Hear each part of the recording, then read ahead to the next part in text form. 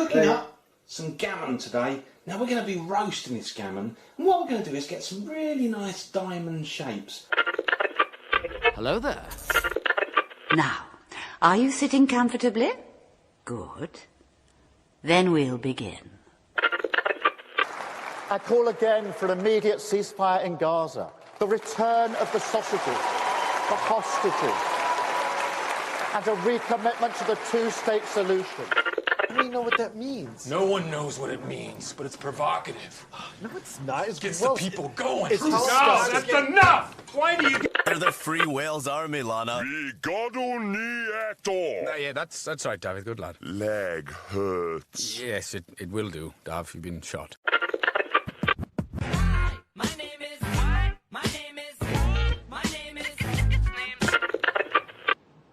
name is Jeff. I am the danger. A guy opens his door and gets shot, and you think that of me? No. I am the one who knocks.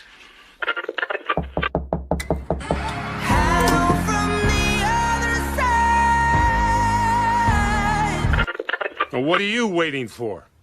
I don't know. Something amazing, I guess. Me too, kid. This is a safe place. It's a place where we can feel free sharing our feelings. Think of my office as a nest in a tree of trust and understanding. We can say anything here. Anything.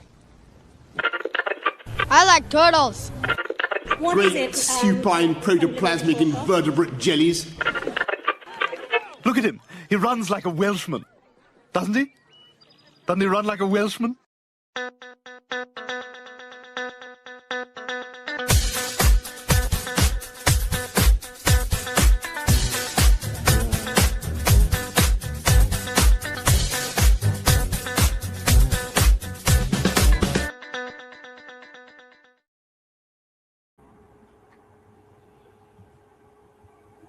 Well.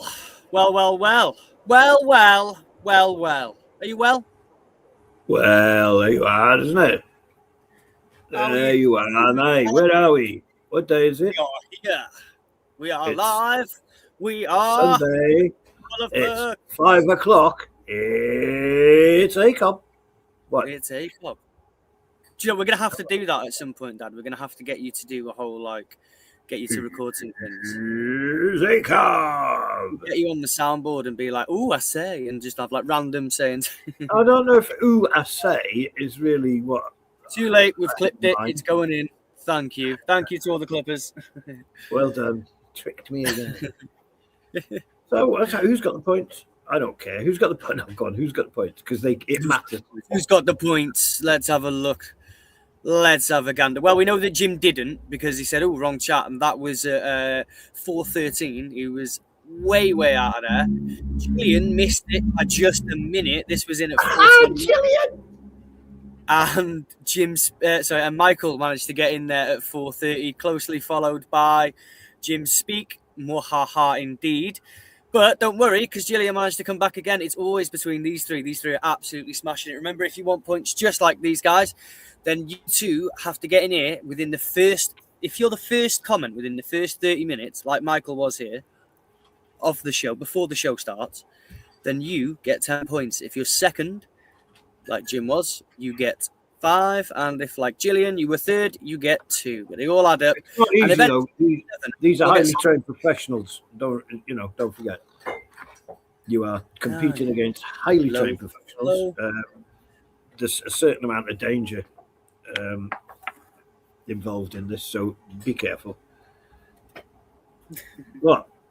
That danger being that Michael or Jim might accidentally find out where you live and kneecap you or something for points. Find out where you live and tell what's his name. They'll kneecap your fingers.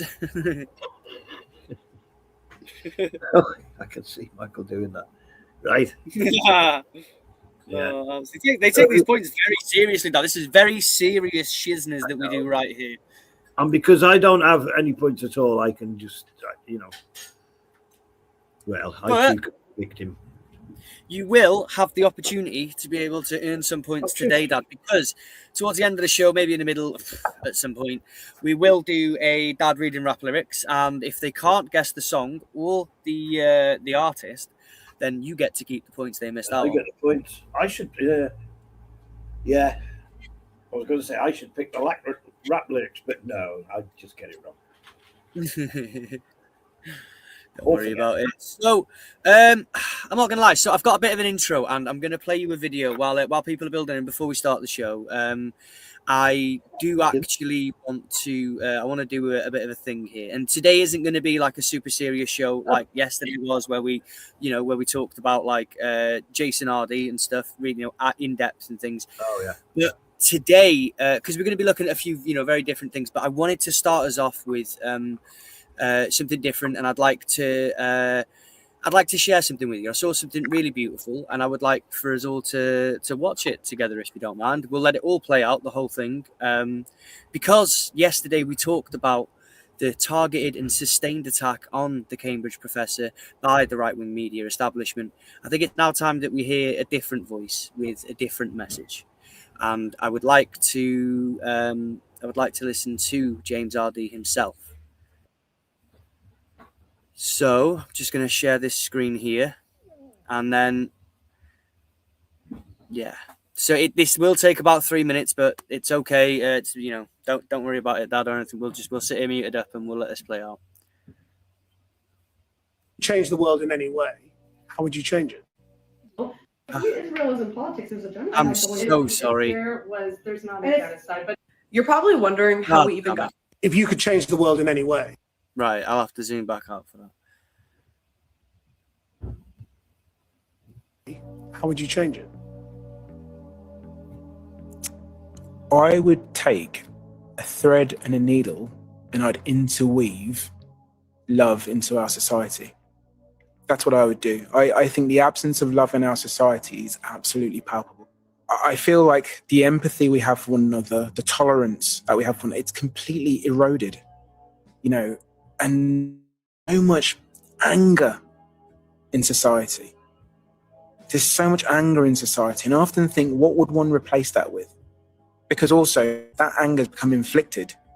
We're not kind of driven towards one goal. We're kind of turning on one another. And so for me, the thing that I would do if I could change the world, I would have the world and I'd have it spinning on this axis of love. That's what I'd have, because we've lost, as a society, in my humble opinion, I think we've lost our way. And I think the last 15 years, or the last 13 years for sure, particularly in British society, has been a huge enabler of that. And I think the essence of love might seem like a very underrated thing or a very melancholic thing, but it's really important. To you, provide me examples of where you see that in our daily society. If I turn on the news, apart from the kind of fun item that comes on at the end, at the moment, there's so much kind of pulling us apart. And very rarely do I hear people talk about what the things we could do to bring one another together. I mean, is love a difficult word for that? The idea of love, not in the context of a relationship or family, it's kind of lost all its meaning. I mean, love meant something maybe in the 1960s and the summer of love and all that kind of stuff. That doesn't exist anymore. Is that where you want to go back? These things are cyclical. No, they are cyclical. Do we want another sort of hippie 60s? I mean, let's be clear, you're talking to a hippie. So of course I'm probably going to lean towards that. And I'm eternally idealistic and optimistic. And it's not so much the love of the summer of love in the 60s. It's more about how we center these things as an axis to think about things like empathy, care, compassion, understanding. It's using that as a lever to draw on those things that I've mentioned so that we can think about how we can do things collectively again. And I think love is a good framework to work from to facilitate other things, because fundamentally, if we don't find a way to arrest this kind of hate, division, this fear-mongering, all of these things that are kind of really interfusing kind of our lexicon, our thinking, our ways of being, how often do you come across people who actually speak from a sense of positivity. You know, this is the thing. I think we've all forgotten that we all have the capacity to do great and wonderful things. We've lost our belief in one another. And for me, it's important that we regain that belief and move towards a desired purpose, because twitching fingers don't really get you anywhere. But when you're a collective and you're a penetrative fist, you can really punch through anything. And now more than ever, we need that penetrative fist to punch through all the inequalities and all the kind of global difficulties that we are currently facing in the 21st century society. If you could change the world. And there you go. What a beautiful message. Love is the answer. It's the framework, as he described it there. It's when everything around you feels fractured, when it feels frightening or uncertain. Love is how you make it through. It's how we make it through 2026. Love for each other, love for our communities, and love for people that we may never have even met or may never have understand, or in the future. It's quite special when somebody can do that. Somebody like that can talk about love outside, as that little conversation went, outside of the family environment and outside of your closest. To be able to talk about love outside of that is quite a thing. It's nice. Yeah, he was a nice fella, very nice fella. Absolutely, and it's about choosing compassion where hatred is easier.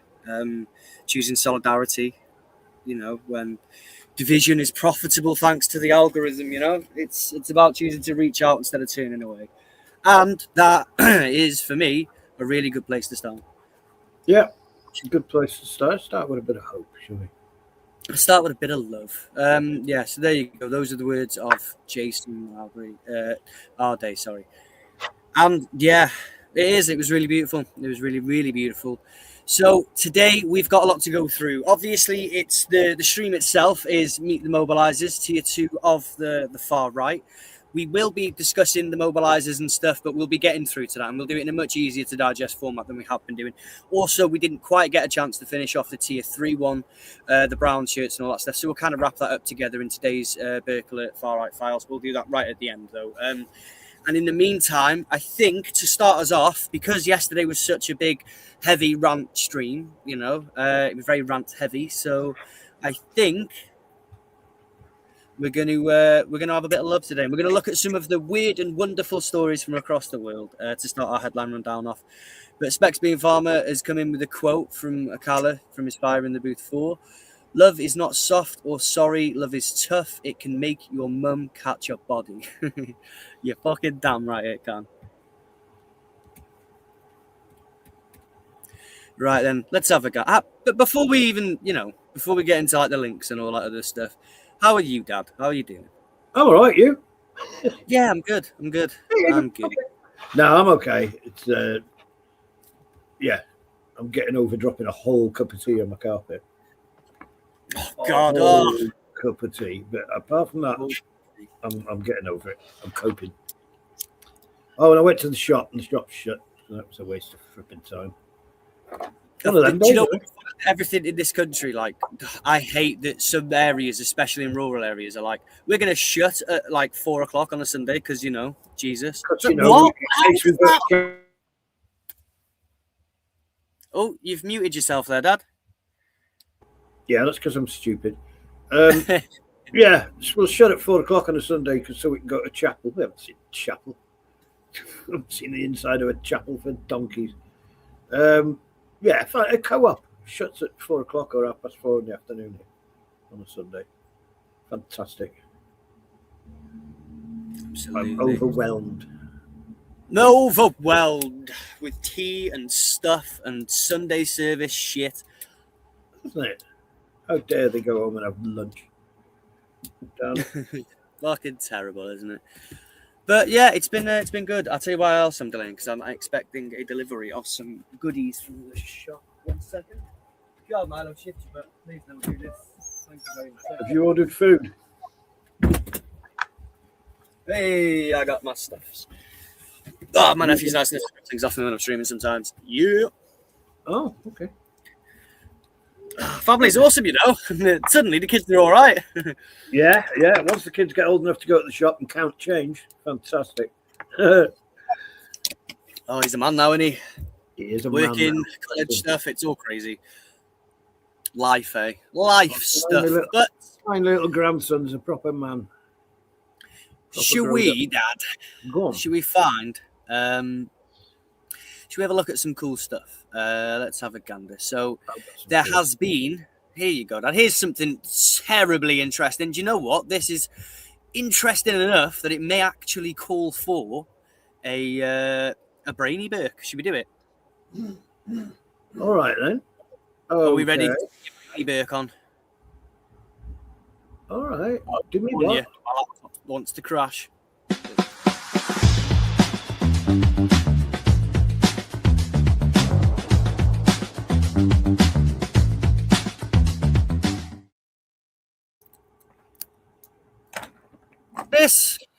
We've got a brainy bit going on. We've got something interesting, Dad. Sink your eye things into this. 162-year-old Guinness bottle found in a ship.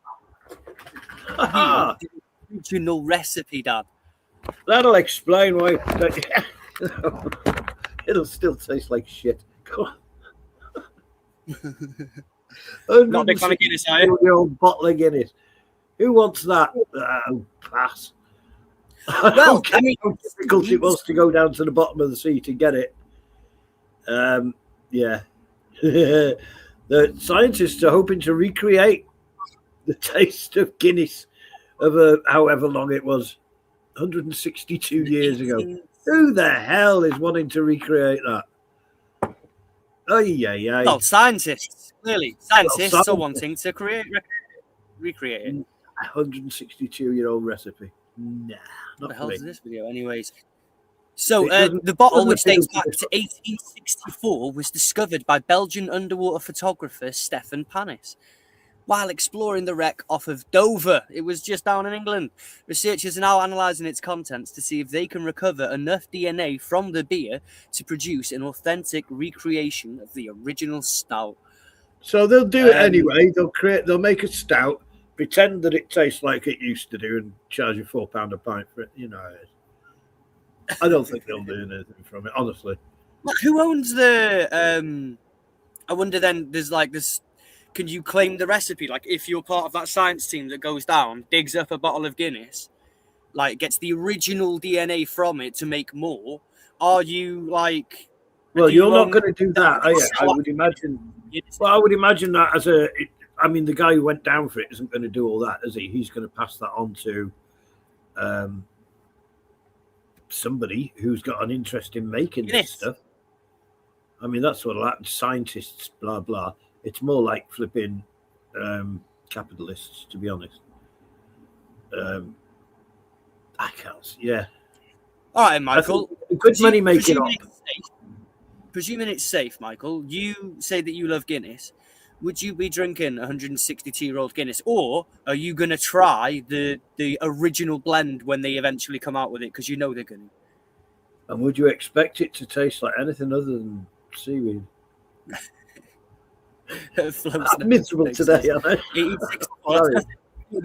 It'd be from 1664 because it says on the tin. See? Yeah. Yeah, it does. Every one of them's from 1664. Eh? How did they make that stuff that thin in them days? Yes, I don't know.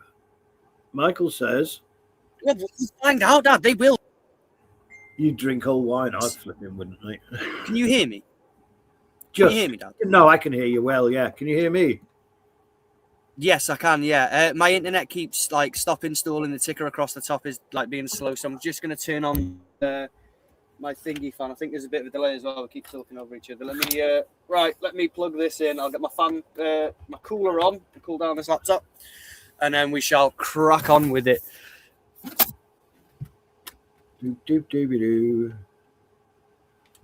So yeah, Michael says you drink old wine. Why not Guinness? I'm not so sure. I would drink old wine that's been at the bottom of the sea for 100 whatever years.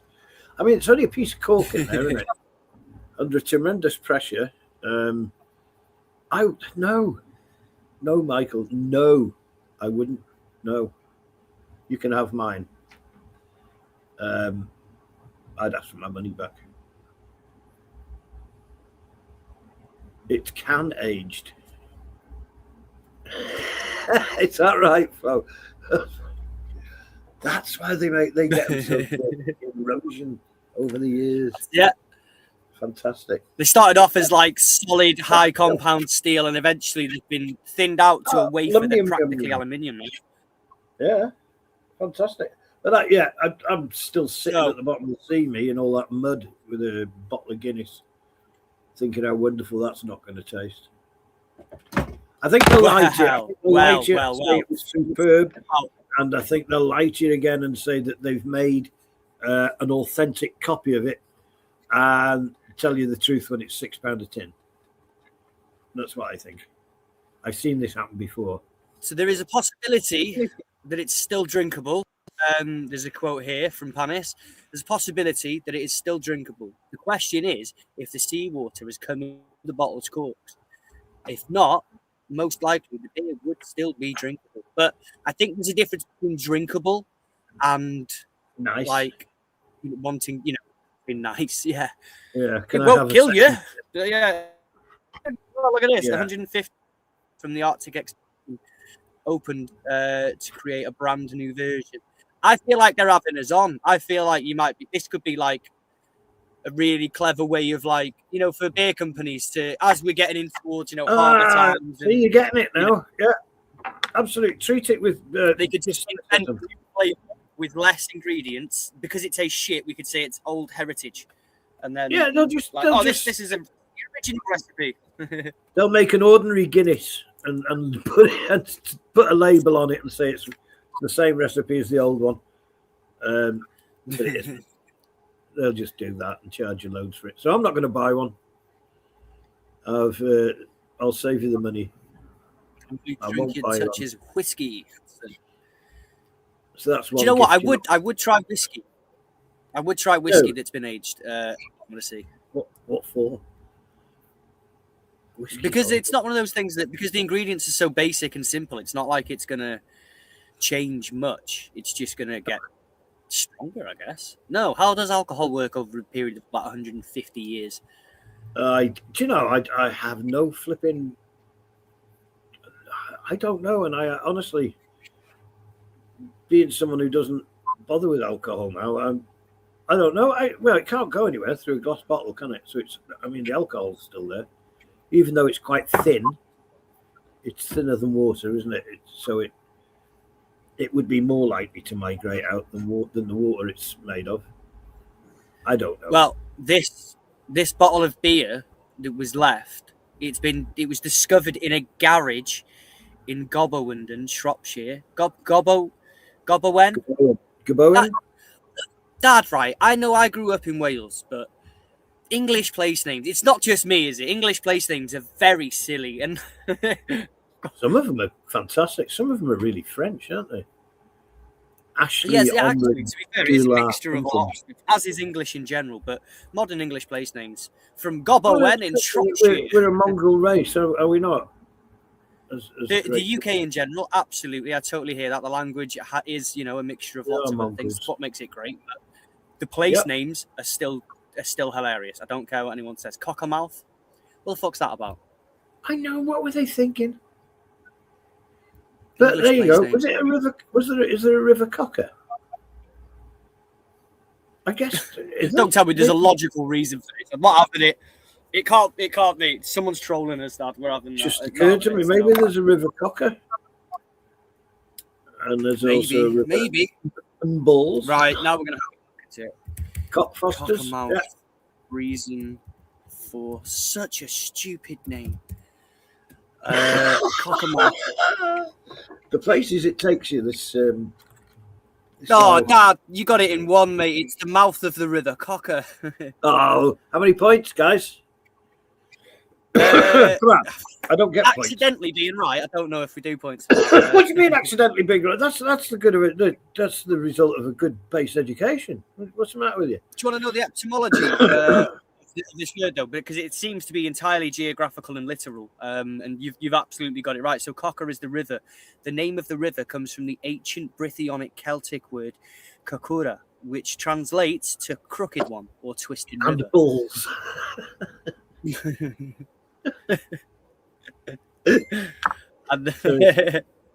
No, cockermouth is different from balls in. That's slightly further up. I've only got 5 points for that. God, you know, Michael's so mean. He's only give me 5 points for that. For that, absolutely. He's in charge of the scoreboard. What can we do? We're a democracy around here. He's fair but harsh. You know what I mean? But all funny English place names aside, Gobberwen, in Shropshire. So the bottle of beer that we were talking about, the one that was found from the Arctic from an expedition there, has sold for £3,300 to a Dougal Gun Sharp, founder of Edinburgh-based brewery Inns and Gun. Okay. He's Scottish. He did what? So he bought it for £3,300 and he opened it. So he said, and this is his quote, "Some people might think it's madness to me, but I think the real madness would be leaving it sitting on a shelf," Sharp said. "Beer is meant to be shared, particularly on its 150th anniversary." Okay. God. So what happened? Go and tell me more. I want to know that he was poorly and had the shits for a week and stuff. Well, oh god damn it. So this Allsops Arctic Ale was first brewed on the British Arctic Expedition 1875 to 1876, so only a year. It was led by St. George Nares. And surviving bottles are now considered some of the rarest in brewing history. So there will be recreated beer to match the original's 9% absolute volume, and it will be released later this year through a limited ballot of collectors and enthusiasts. He's making his money back. So did he taste it? Does it tell you? Far too strong for beer, though. Beer should be like 3 or 4% Fimois, and the rest of it water. Strong beer, it all starts to taste the same. Me no like 100. So they sent. Where have you gone? Oh, still here. Did you want it back up? No, it's all right. That's okay. Getting a hangover. It's all good. We're still right here. Don't worry about it. So there you go. That's the first story out of the way with Dad. The next one that I want to show you in a second. This one's it's a bit of a mad one, to be honest with you. An 8-foot python has escaped, causing fire at Forest Middle School in Bedfordshire. Is it Bedford County? So I think this might even be American. I'm not too sure. Bedford County. How does a snake open a box of matches in the first place? It's not even got any hands. What is this? Let's find out. We're gonna have a look today. Good afternoon. No opposable thumbs. Check it. Does it remind you of? As soon as you look at it. No, sorry, I've tried to scroll and everything's crashing at the moment. Here we go. The Forest Fire Department says, This quote, is in as they made America. entry into the classroom, they were greeted by an 8. If it'll Arrived at Forest Middle School early Thursday morning. They found water flowing from the second floor, visible fire upstairs, and smoke coming from the windows. Fucking hell, it's a python. How did it cause this much mayhem? It's reticulated. You know what they're like. Right, give me just a second. I need to close down some things on here because it's real slow. But here we go. We're back. So yeah, fucking smoke bellowing out, water. There's flooding as well. It's a python. How is this? Damaging For 8 911 classrooms and activating the school. One communication I center assume received a fire alarm from the school. Firefighters Sorry, found Dad. more than just flames inside. I'm They assuming stated- it was I'm assuming the snake was dead. They taste a bit like chicken, you know. Just Well, saying. I've never tried one. Oh, okay. wouldn't, because I'm not veggie. But I'll tell you what, we'll start this again though, because we're jumping over it and stuff, and we're talking over the chunky bits. Let's get back to this mayhem that this fucking snake has started. When fire crews arrived at Forest Middle School early Thursday morning, they found water flowing from the second floor, visible fire upstairs, and smoke coming from the windows. The Bedford 911 Communications Center received a fire alarm from the school at 12:31 a.m. But firefighters found more than just flames inside. In a statement to 10 News, the Forest Fire Department says, quote, as they made entry into the classroom, they were greeted by an 8-foot python. The Bedford County Fire Marshal's office later determined the fire was accidental, caused by the escaped snake knocking over a heat lamp. Firefighters say they secured the python. Now it makes sense. I was wondering how it fucking managed to, how it managed to create Molotovs or whatever. What about the flooding? Was that like the sprinkler system or the fire suppression system or something? Oh, we lost the dad. We lost him. Could you imagine that? They're like, oh my God, a window attack. What happened at this school? How could this have... So the snake, the snake got out and flicked over the fucking heat lamp. Do you want to leave you had your avatar on last time. Do you want to turn your camera off now? There you go. Boom. So yeah, I was... Sorry, I fell off again. So you're laughing so hard that you fell off. The fucking snake. I was laughing at the lovely, delightful young lady filling us in that said that the fire service said they opened the door and they were greeted by an 8-foot snake, and I'm imagining the snake saying, "Well, good evening, gentlemen, just in time. Come this way." I mean, yeah, we were greeted by an 8-foot snake. Okay, I'm so glad you're here. I can't work this fucking drum with this thing. I'm so glad you're here. I was just about to set off a bomb, and then glad you've turned up. You've got thumbs, haven't you? You can make this whole process a lot easier. We're destroying the school today, guys. That's what we're doing. I was just about to break the sprinkler when you guys arrived. Come in. And extinguished the fire. The school's sprinkler system had activated, but firefighters later shut it down to stop the flow of water. School officials say smoke and water damage affected 8 classrooms in the East Wing. I called Bedford County Fire and Bedford County Public Schools I want to hear what get they've more got to say. information on the incident. So Bedford County Public School have said we've got no comment on this whatsoever. They're like, we usually send it home with children. Like next year, he's going home with someone for the summer. And that's that. They've said that we don't have a snake anymore. Other than that, also, did you know that snakes taste like chicken? Yeah, there's a barbecue around the back of the. On an unrelated note. Bedford County Public Schools says they are not doing any interviews today, and they're not giving out. I fucking do it. No, really. Right, who wants to talk about that snake to the press? Oh, not me. Where you all gone? I'm sorry, there's nobody here. Oh my God. Oh no! Do you know what? I reckon that snakes have infiltrated the school, and the receptionist was like, and they were like, "We think that they just don't want to talk to us." More information than there was already given on the press release. I also have a press release from Bedford County Fire, but they have not returned my call. It says I can't take any video inside the building, but from the outside, there's not a lot of evidence of the fire damage. The most obvious evidence of the fire. Look at that snake! There's another one. It's a massive one. The most obvious evidence of the fire has been that smoke and blackened windows and stuff. Yes, literally. Oh my God, this is so funny. Mr. DeWitt is defending the snake, saying it could easily have rolled on a box of matches and that could have caused the fire. Didn't need thumbs to set the matches off. Which is fair comment. Who knows? Who knows what happened that dark night in the what lab? What lab was it? It wasn't a lab. It was a school. The nature. Well, it must have been in a lab of some kind. You know what I mean? The science. I guess so. You're right. Yeah, maybe like the science department or something. Nature. Yeah, I tell you what, their snake budget for next year, it ain't going to be the same as this year. No, it ain't. See that window there, where it's just below where she's pointing. That yeah, you had it then. I'm so sorry, Dad. Can you keep? Yeah, I'm sorry, mate. Someone's knocking on the door. 1 second. Yeah. Well, that little dark area there. That's where the snake got in. It's there's believed to be a gang of them going around burning up schools. It's possible anyway. So I don't know where he's gone. I don't even know what his next story is because he's got it. There we go. I'm back. Sorry, there was just a quick knock at the door.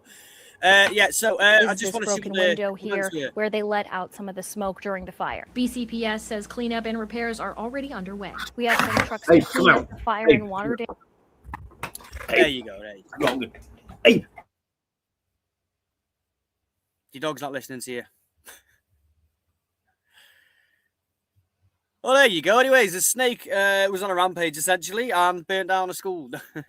No, it knocked over a heat lamp, and it's really, really, really lucky that nobody was injured, to be honest with you, as much as we're making light of this story, because it is very unusual, you know, the snake being the source of a fire and, like, a flooding. Because when you listen to the first part of this story, come on, it's like there was smoke billowing out and, like, water, like, rushing everywhere. Oh, fucking hell. Well, look, he was quick thinking on the snake's behalf, setting off the sprinkler. Well done. Saved a lot of classroom chairs and stuff.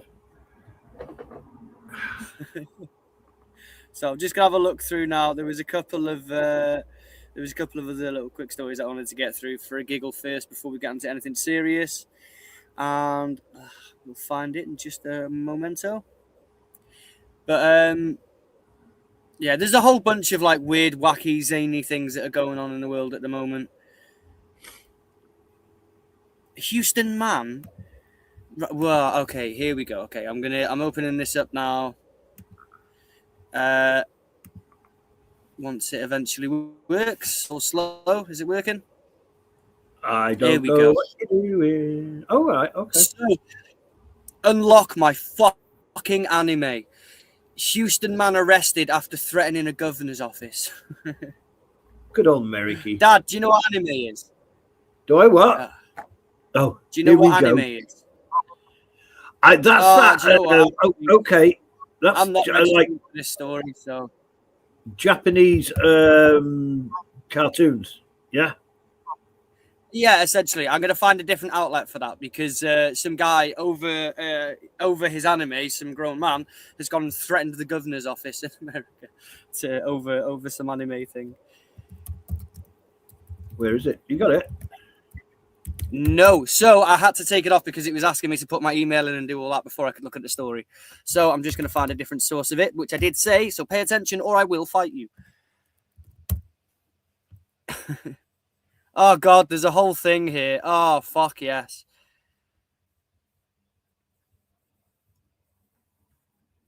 Right, I'll share this screen. Bear with me just one moment.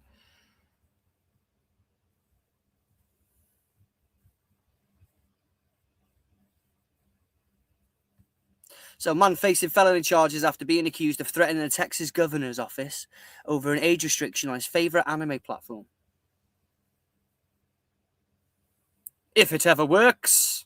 You only have one heart. Oh, fucking and you advert. rely on it for everything.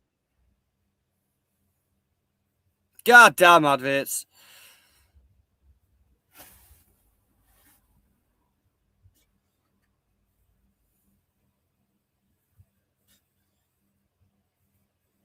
No. Osmond likes to watch anime on a website called... Of course he does. And everybody, even over the ages of 18. Joseph Osmond likes to watch anime on a website called Crunchyroll. He logged on a few weeks ago to watch a show, but was met with this age restriction. Osmond says he tried to verify his age, 35 years old, but the restriction wouldn't go away. That's when court documents say he allegedly called the governor's office. I had a mental breakdown at the end of the day. I allegedly left the voicemail. I don't even remember what I said during the thing. In the last couple of years, Texas has... Oh my God. Like, don't get me wrong. I know that age restrictions can suck and like blocks and things when And you try to meth's watch a terrible drug. Remember that, kids. Hey? And meth's a terrible drug. Remember that, kids. So he's... We don't know. No, we don't know. And you're just making comments about a man's appearance and you have no idea. But No, it's just a general comment. I mean, for your safety, for people's safety, I'm just saying. I'm not going to lie. He's, like, hang into anime like that do give me meth vibes. I'm not going to lie. But So his complaint is that he's older than 18 and they don't want him. Is that what it is? No. His complaint is that the governor's office has restricted access in some way with this one. Well, I say the governor's office. There has been like a mandate that's put these restrictions out, and he can't actually verify his age. So he's now been completely cut out from his favorite anime. Good, because he's a creep. What's he doing? Watching kids anime? It's not just for kids, man. It's like comics and stuff, isn't it? It's literally like a whole thing. But right. it's the something reaction I'm not used to. Okay. Passed a number of laws restricting access to adult content. SB 20, passed in 2025, was meant to cut back on animated and AI-generated child pornography. Critics worried the broad law would impact anime websites like Crunchyroll, which Osment says is not an adult website. According to a Travis County arrest warrant, Osment left this short but expletive-filled voicemail on July 25th. I don't know which of you sons of bitches passed this motherfucking bill, I'm guessing it says. Get this shit blocking my mother something anime that you whole something mother something. Oh, this is good. We should have a guess the word thing here. Okay. Oh my god. Oh, and it says here as well, stab. I'm a fucking stab every one of you. Oh my all god. of you something unlock something anime. Unlock it for goodness sake. In which he allegedly said he would stab everyone if the age restriction was not removed. To be honest, I don't even feel like I'll stab everyone. I don't even feel anymore. I don't even feel like that was the exact words that I said. Oh my Come on. I don't even feel like that was the exact thing I even said, right? I probably something. Do you know what? He's giving the same vibes that DP gave when he gave those rape threats. He was like, "Well, it might be misconstrued in some other way that isn't how it was supposed to be." But just do it, bro. I don't know. I'd have to listen to the recording over again. The arrest warrant says an employee in the Oh, he got arrested for it. That's good. That's good to know. governor's office notified law enforcement because they were alarmed and in fear for their safety. Osment says someone tried to call him about the voicemail, but when he didn't call them back, he was arrested at his home in Houston. I kept asking over and over, what is this about? What is going on? Why are we even doing any of this? Osment was booked into the Travis County Jail, charged with impeding a public servant, public fear of severe bodily injury, and influence of government. A third. What was that influence of government? He wanted him to turn on his fucking anime. Influence of government. Okay, so yeah, I wouldn't want him anywhere near my my anime. I'm afraid. Oh God. Joseph Ointman. What? Joseph Osmond. Oh God. Felony. Osment has bonded out and returned to Houston, where he says he feels the state over. I'm not saying it's justified, but two wrongs don't make a right. So breaking the law and punishment don't make a right. No. That's strange. Okay. Well, I sent him home anyway by the sound of it. Trouble. And then they getting like the feeling the consequences of their next time you threaten to stab someone and you get arrested, be like, hey, two wrongs don't make a right, okay? Yeah, bro. Oh my God. Do you know what as well? Because this would have like Crunchyroll and stuff. Because there are some really cool things on there, like Dr. Stone and stuff like that. Jasmine got me onto him a while ago. Some really cool, genuinely like decent stories and that. And so I can understand that, like, if you were banned from any sort of streaming service for no reason, that might make you feel a bit, a certain way. Not great, I suppose, but to then take it to the extremes of going and threatening to stab everybody in the governor's office.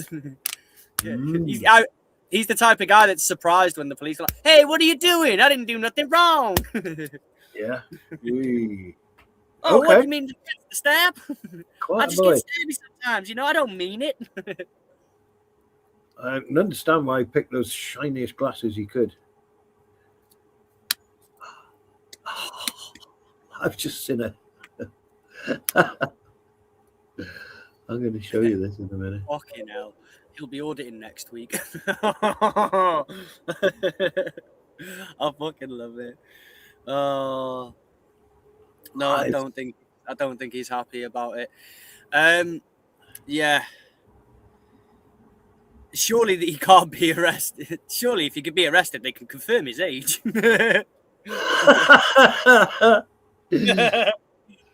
Oh God. Yeah. Turns out that when they go to court, they'll be like, do you know what? We can't charge you because we can't confirm how old you are or not. So I guess you're right. Your wrongs don't make a right. Off you go. Off you go. Yeah. Weirdo.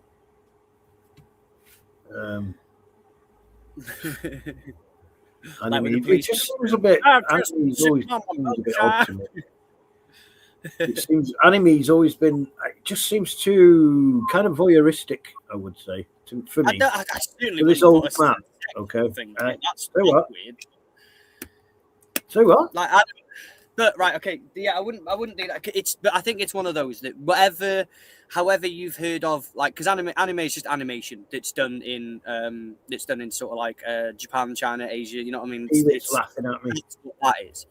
That's literally all it is. It's just a style of cartoon. So like cartoons here aren't like that.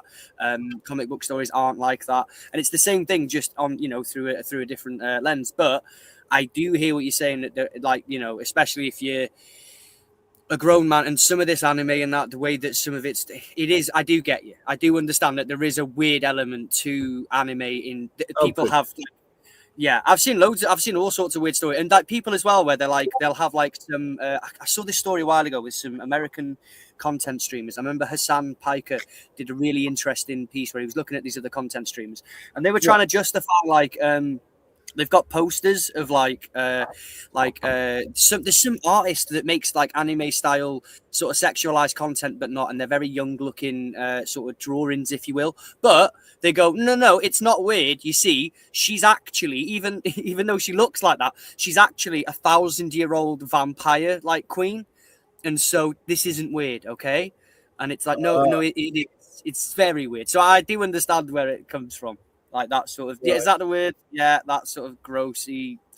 Yeah, I'm aware of its existence. Like, it's hard not to in 2026, but like, yeah. But I don't want to conflate like Crunchyroll with that, because that is like Crunchyroll is literally just it's like Netflix for cartoons essentially. Oh, okay. So yeah, there you go. Something I live and learn. There you go. You live and you learn. Yep. Right, guys, give me some fun things for my dad to Google. That'll be a laugh. No. Give me some fun things. No.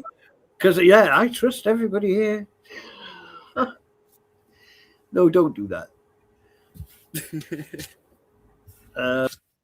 It was fucking funny the other day. He says and then presses a button.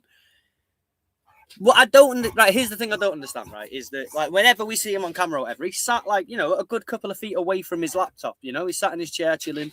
Like, how does he even reach over and press the exit button and then hit confirm?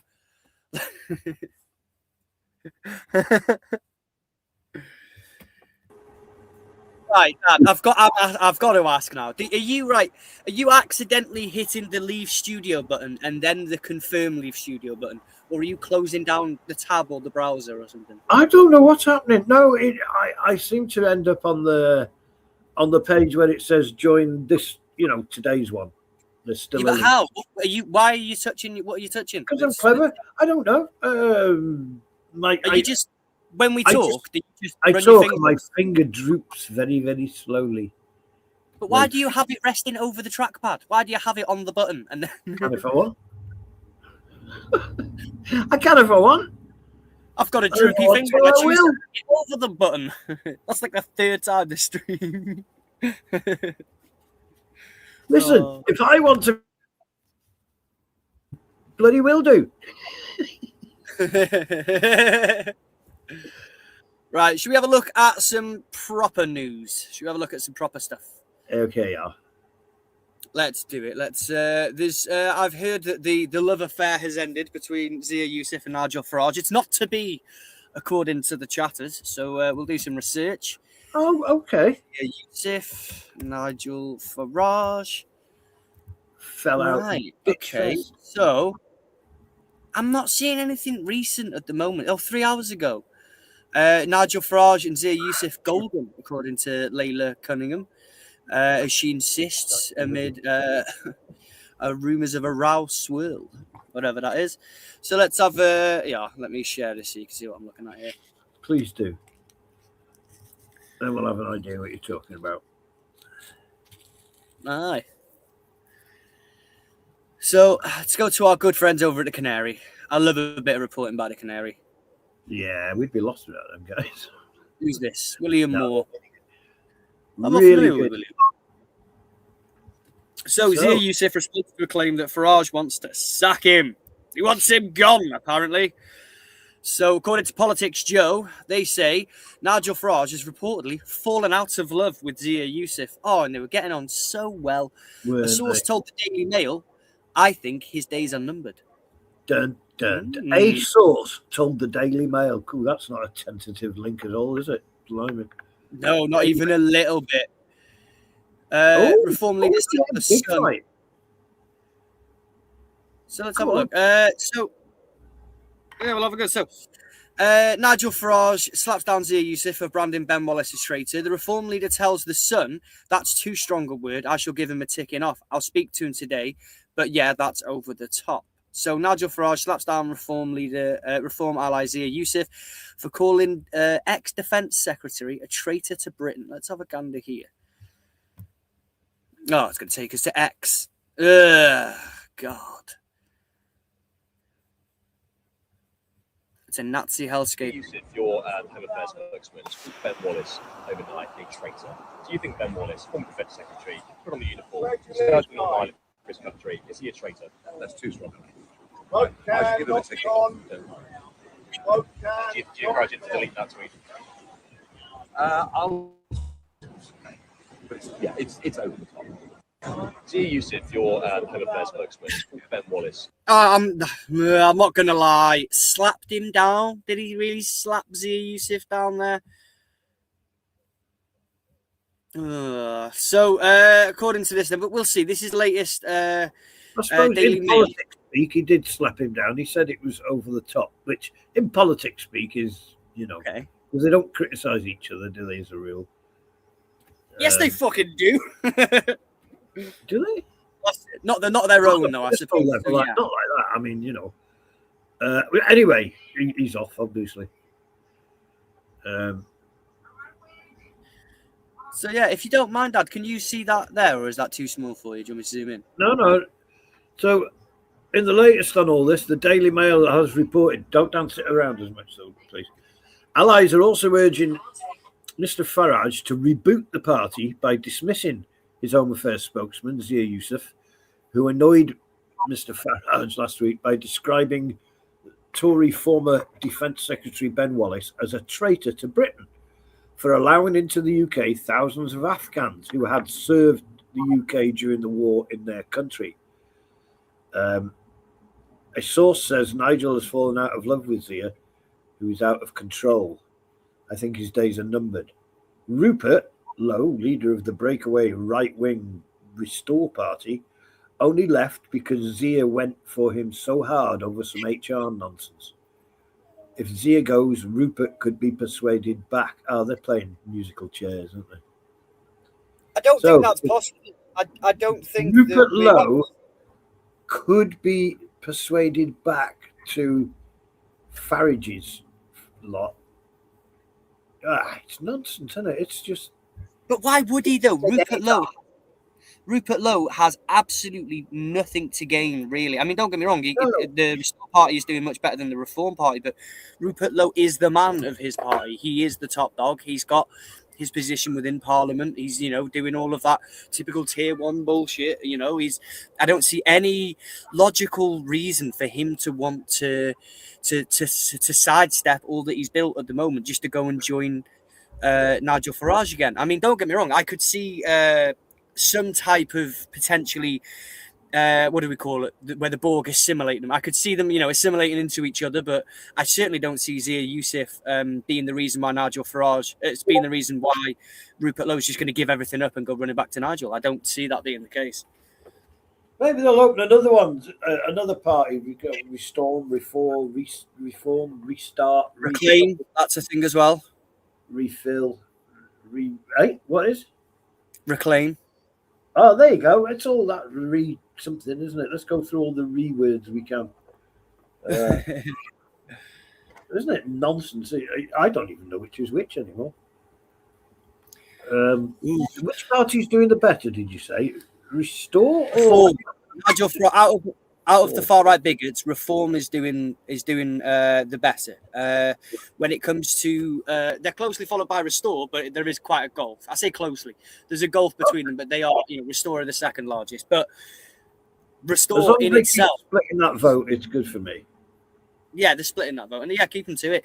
There's another story here, Dad, that I wanted to get our heads around if we can, just because this is going to be something that we're going to be talking about a lot over the next couple of years. I feel wildfires. What? British wildfires. British homes must change as firefighters take on 14 incidents.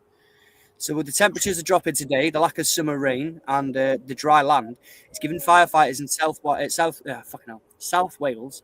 They're near the place where I live in Wales, but it's giving South Wales a tough task. 14 wildfires burning at the same time. It's a problem that the UK will likely face again. And one expert says homes must adapt. So let's have a little look at this video here. How do I get rid of this crap? So I mean, obviously it's a problem. We need to change what's happening. Situations like this need a fire break around the edge. You know, where the houses back onto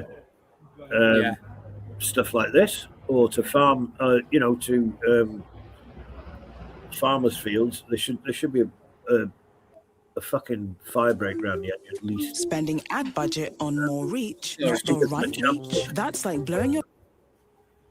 Just to say that again, Dad. Sorry, the advert was very they should rude. have a fire break round between farmland and houses as standard. Just to give a bit of time for firefighters to get there if this stuff kicks off again, because this is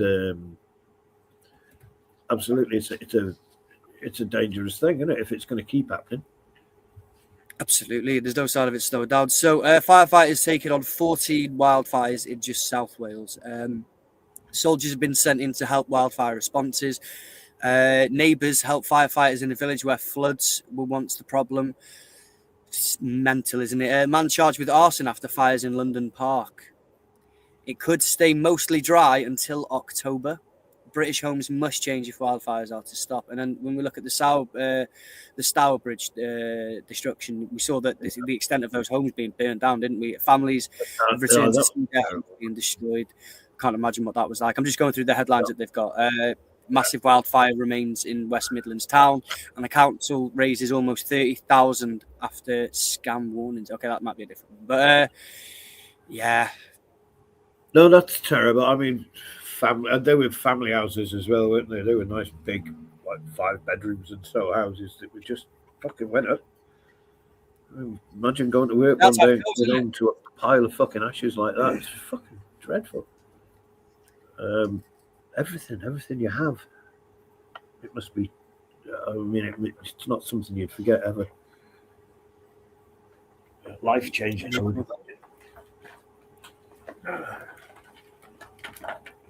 So yeah, it's only a few years ago we were worried about people fucking building on flood plains, which we're going to worry about again. Ah, yeah. No. Once this does break and the rain comes,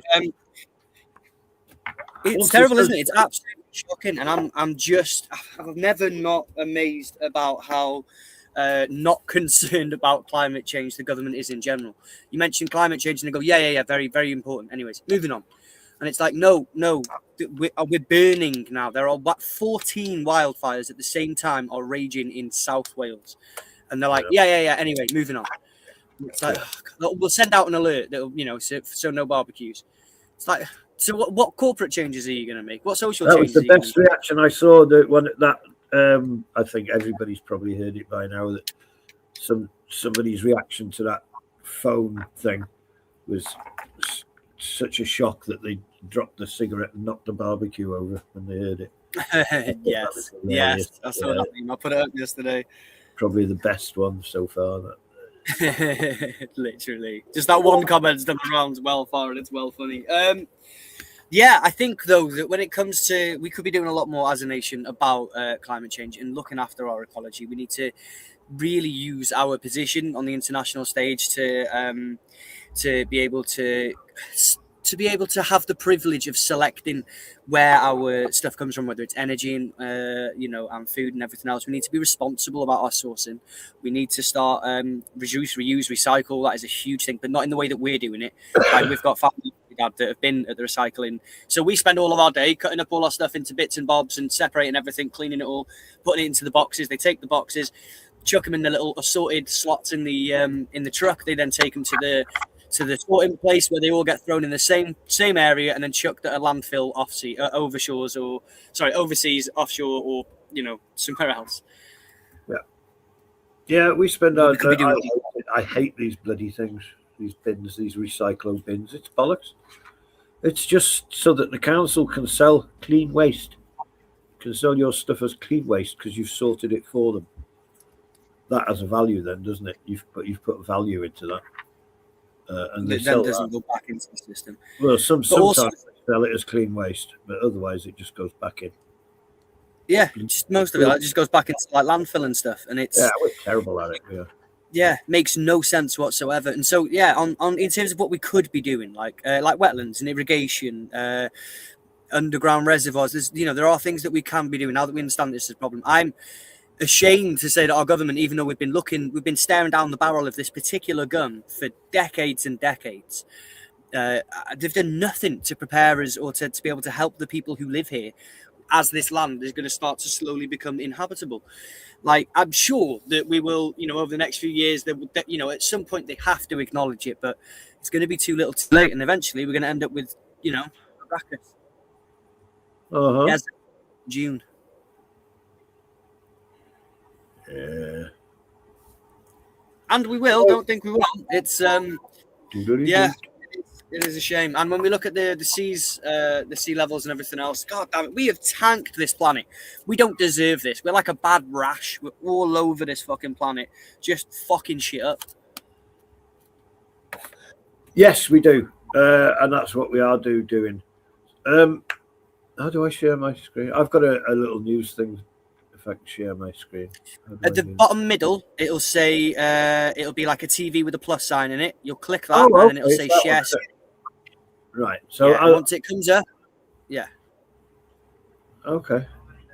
Once it comes up, sorry, once it comes up, it'll say Chrome tab, and then you can pick whichever tab it is that you had open that you wanted to share. Okay. So it's just a slight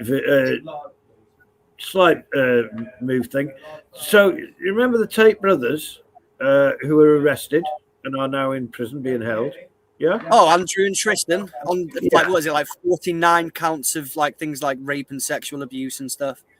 Well, yeah. Well, it hasn't gone unnoticed because these fine gentlemen here are trying to get them released, and they're doing so by a lot of them, most of them taking their tops off and doing press-ups outside the prison. That's it. 2, 3, 4, 5, 6, 7, 8, 9. It says thousands of Tate fans doing push-ups in front of the jail. Thousands, it says. 20, 21, 22, 23, 24, 25. So hopefully, I just wanted to show that. Hopefully that'll get them released from prison. What the fuck is going on here? These guys, just to turn up and do that, what are they? Go to the caption again, Dad. The caption? Yeah, to the top. Thousands of Tate fans do put. Oh my God, that is the funniest fucking shit. Demanding their release. Demanding, not even asking. Demanding their release. There you go. There they are. That's what thousands looks like. I just wanted to share that. No, don't worry. Should we have a look at some of the latest news? I've got an article here from CNN. Andrew, here's the wiggliest dog in the world before I turn that off. Go on. Oh, go It on. makes me chuckle. Right, go on. Sorry. No, it's fine. So this. So yeah, was that was my little bit of thing. I couldn't. Yeah. Let that go. Sorry, Dad. Carry on. You carry on. Right, I've just got to get it back to the beginning because it likes to do that stupid shit. So this is Tate's lawyer. This was a couple of days ago. Oh no, 13th. So we're talking 3 days ago now. We lose, and if this judge says, look, despite the compelling arguments, despite what you presented in front of me today, I'm still going to rule against you. Go straight to President Trump's office. We will go straight to Marco Rubio because Andrew and Tristan Tate or any other American citizen cannot get extradited without the Secretary of State's signature. And we will say to him, I understand we have a long and lasting relationship with the United Kingdom, but don't forget that that relationship started when we took their tea and threw it into the damn water. Forget that that relationship started when we launched a revolution against that stupid king and his stupid wig and that godforsaken country. God, fuck. Do you know what? If that's his solicitor, Tate is fucked. Tate's going to jail for it. He even looks like a fat Tate, doesn't he? He even looks like one of the Tate brothers, yeah. But nobody's shaming. We don't do that. But no, he does look like a Tate brother. Right, chubby. But he talks like him and everything. That's crazy. That's going to get him in prison, I would think. That's a lawyer. Where do they find him? Where do they find him? Yeah, if that's their legal representation, then they are absolutely fucked. They are screwed. And I couldn't have picked. I personally, as somebody that would have sabotaged him by picking a shit solicitor, if I randomly in another universe had that opportunity, I couldn't have picked the shitter one. That guy is clearly fucking. He's gone past legal avenues, and now he's talking about throwing teas into the This guy's fucking hell. But America is turning. He could do what he wants. It wasn't my tea. I've got my shithole. But yeah, no. Did he get his luck? Did he get his qualifications in a lucky bag? Pretty much. Hashtag not all baldies. Well noted, Michael. Bless you, Michael. Excuse me. Yes, Pete Hegseth wasn't there. No one else seemed to be lagging behind that much. Yeah, no. The effect of American social influence and political influence on the UK is not good at the moment. Not good at all. Do you know what, Dad? The social influence that it's having at the moment, it's pissing me off. And this kind of takes us over to our next thing. Do you know what, Dad? We're doing it. We're going to call me Segway. Yeah, go on.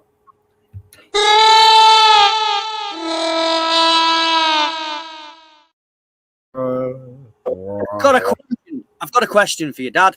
Are auditors brain broken? And I mean this in a very specific way. I mean, some of the UK auditors, I've noticed, people like Jermaine Unfiltered and Shite Hawk or Street Hawk, whatever he's called, people like that, I've noticed that these characters, even that shitty MIB, he's not the auditor bootlicker, I've heard them talking about this Jason Hardy thing, right?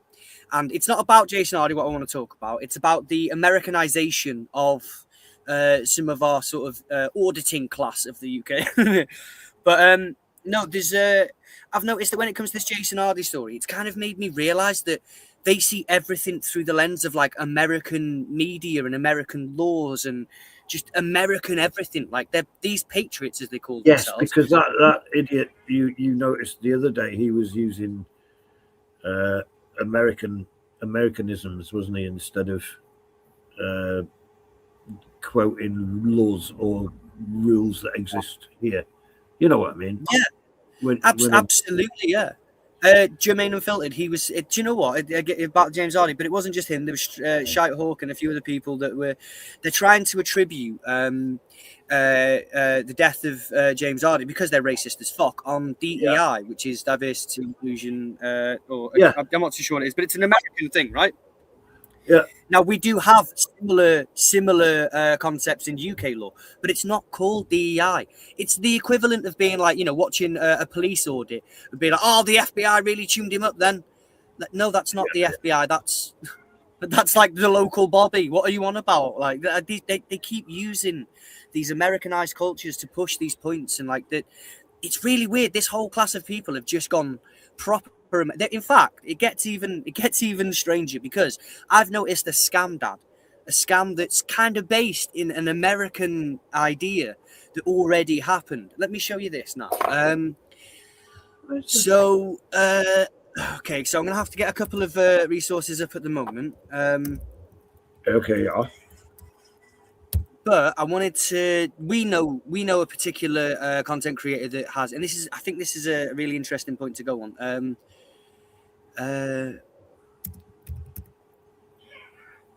Where did it go now? Okay, I've shared it to my other thing. But we know somebody that's been claiming to have been developing a Rate the Police app. Now on the face of it, yes, indeed. Right, to do. Yeah, but like this is the thing. Like, so this has been talking about creating like a Rate the Police website type thing, and it's this, you know, this unique new original idea. No one else is doing it. It's amazing. It's taken like a year or more. There's been multiple GoFundMe's that are all different as well. So like, I'll set up a GoFundMe. He says he needs X amount of, I don't even know if he had targets or whatever, but, you know, he needs X amount to be able to complete, you know, certain things. And it kind of, you know, it's got an air of legitimacy to it. You know, they're dude setting up a website, nothing to be suspicious about there. But then he, you know, he runs into other costs, and instead of like, you know, using the same GoFundMe or anything like that, he sets up a brand new one, and he's like, we need money to be able to complete it, and then, you know, we need money again to be able to complete it, and it's like, well, why wasn't the first lot enough? But more importantly, where are those funds? And somebody did ask at one point, you know, and he lost his shit, this creator, when somebody asked like where those funds were, and he's like, they are untouched in a bank account, just waiting, and I can prove it. So. That then started raising lots of other questions, such as why, if you said that you needed it to complete that stage of the development for the website, why then did you not spend any of it? Sorry, hang on, let me just... Wow, his dog went shit off. Like, he just went, rah! It's because my son stepped out of the room. He's bonkers, isn't he? He is, yeah. Fucking hell. But back to this now, though. So this raised the fucking hell, different scam. This Rate the Police thing. It was going to be like ratethepolice.com or something like that. After doing multiple GoFundMe's, which have totaled in and around about £1,000. So far, all that's been produced is, and this has taken like the better part of a year or more. I'm not too exactly sure on the timeline, but it's done is generate one page where you can go to, put in your details, and fill out a questionnaire. They'll send you a questionnaire. That's literally it. After all this time, after several GoFundMe efforts and everything else, it's just run up with that. But then I did a bit more research into it, and I was trying to understand. I even spoke to an IT guy, and I was like, is this normal to have, you know, such a length of time, you know, well over £1,000, and only have produced this? And, you know, if we were being really generous, then the answer would be it can sometimes happen on very, you know, large sort of projects-ish. But this isn't a unique project. It's not a brand new undertaking. People have done this before. In fact, 12 years ago, in response to the Ferguson, the police abuse in Ferguson of minority groups and things, there was actually an app created. I'm just going to get it up for you now, if you bear with me. I just need to find it again now. Well. This is already a thing, like, and it's called the Rate the Police app. It's an American. It was made by teenagers, and they didn't have to do loads of, you know, various different separate GoFundMe's. They didn't have to do, like, I think I've got it here now. And they made an app, like, and it's free to use, and it covers like all of America. So why is it this particular individual is having to do all of these like funding, sort of like, what do you call it, GoFundMe like schemes and things, to be able to produce something that 3 teenagers did at 14, 16, and 15 in America 12 years ago? an app called what? 50 or something.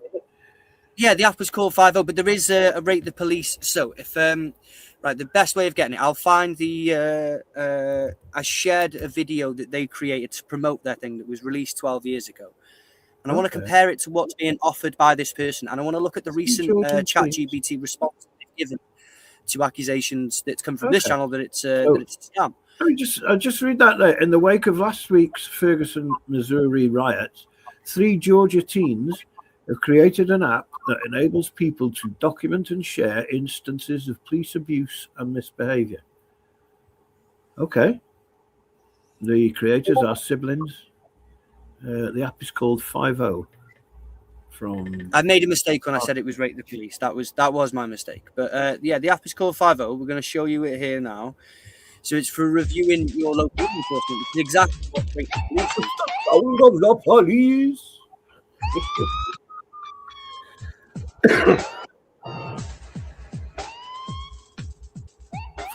Some great incident reports. There's also lots of other. There's lots of other resources on there as well. It's not just about doing the whole rating the police thing.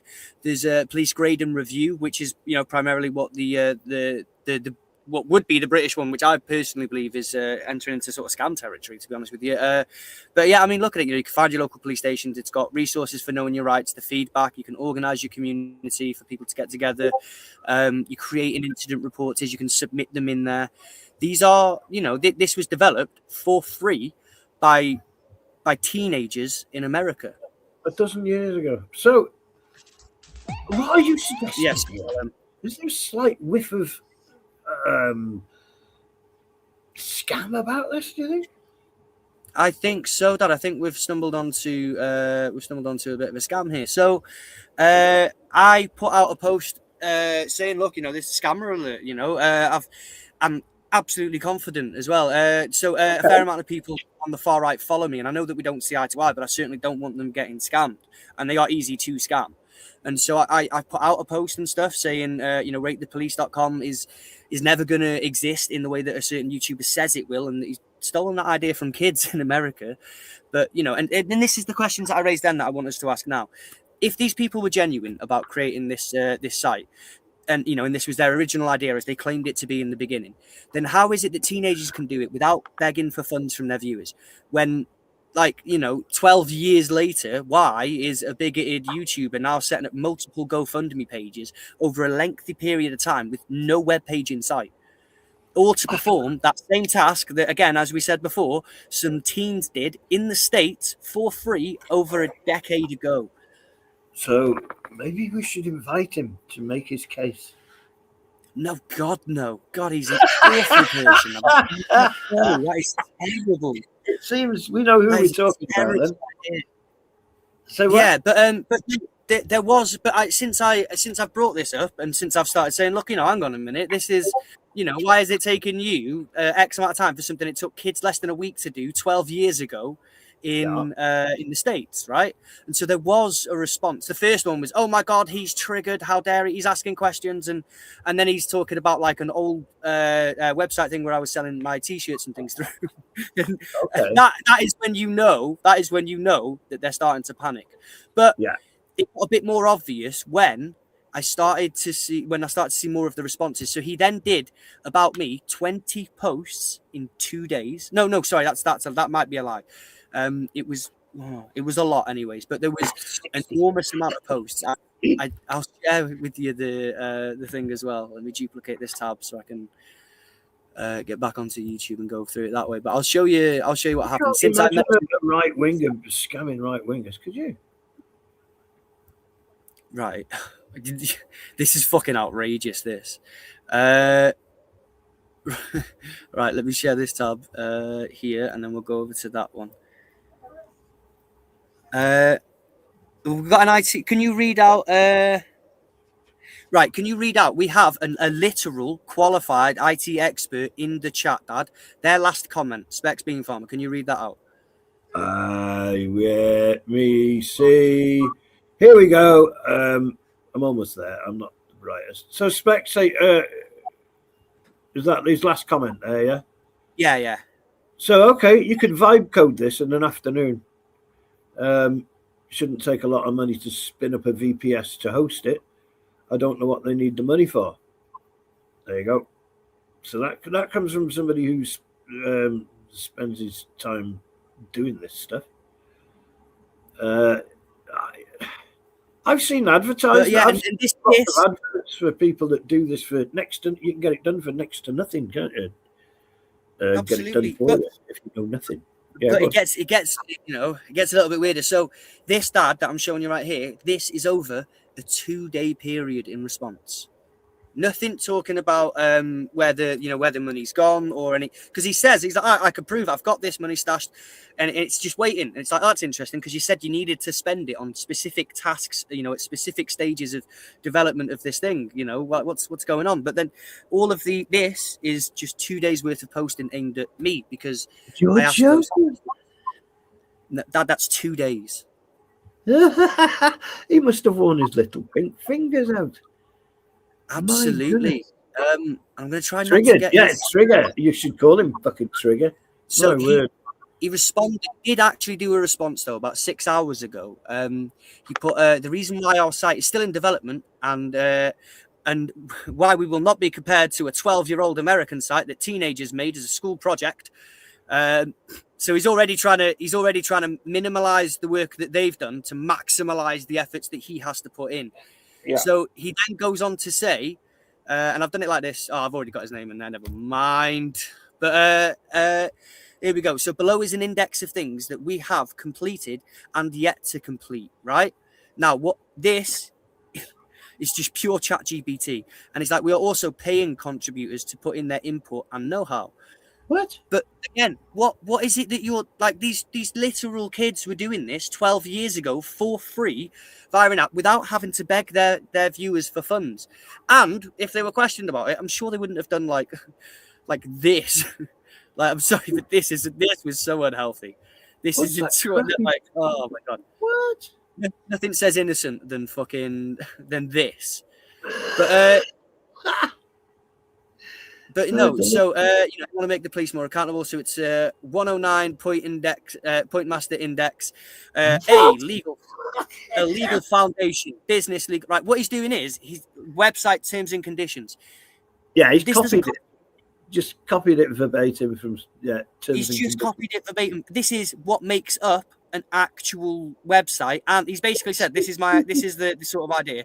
What would I need to do this in the UK?" Because honestly, when it comes to collecting, because the UK is a bit different from America, when it comes to collecting data and identifiers on police officers in one place, it might not even be anything he can legally do anyway. No, I don't. I'm sure I said that at the beginning. I can't see it. I can't see it being allowed where you're gonna store details of policemen, so that people can look at things like where they live and shit. Yeah, right. I just can't see it being allowed, personally. But Now, all of this stuff, like where he's talking about like cookie policies and privacy policy, website terms and conditions, a data breach response plan. He's talking about his plans, right? He's basically just breaking down what it takes to make a website. Yeah. Essentially, that's it. He's tailored it a little bit, but none of this is costing like none of this is like, how do I explain it now?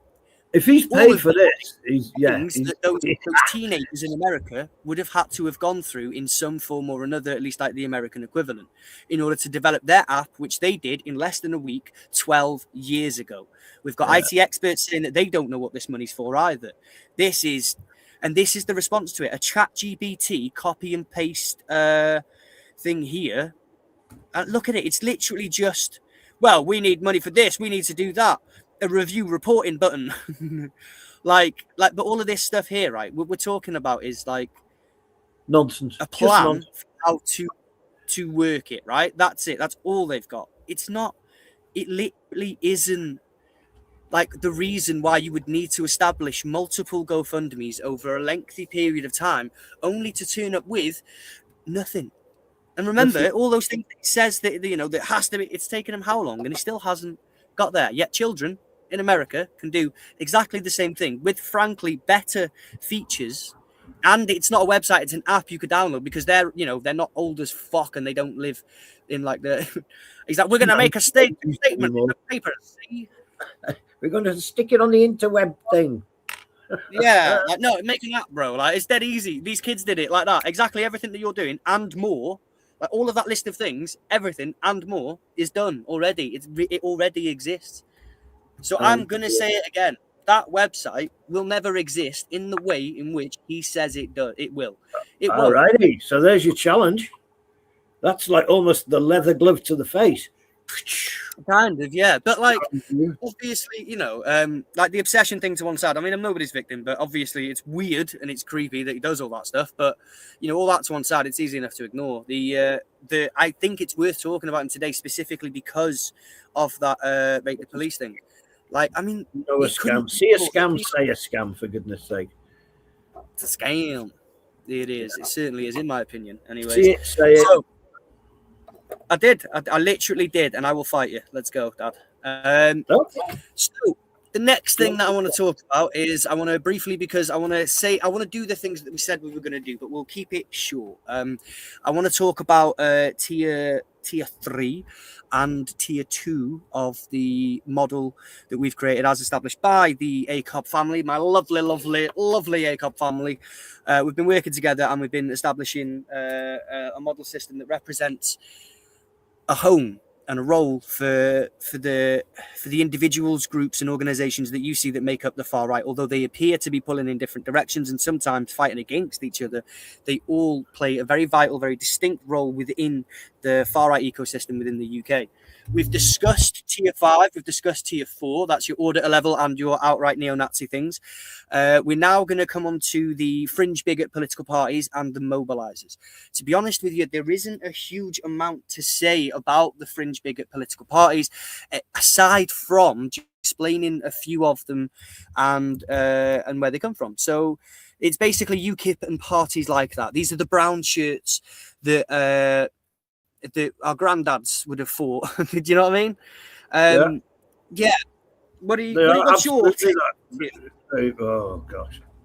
Anyway, yes. As an old man, I find this so angry making. Just the existence of these fuckers. Go on, carry on.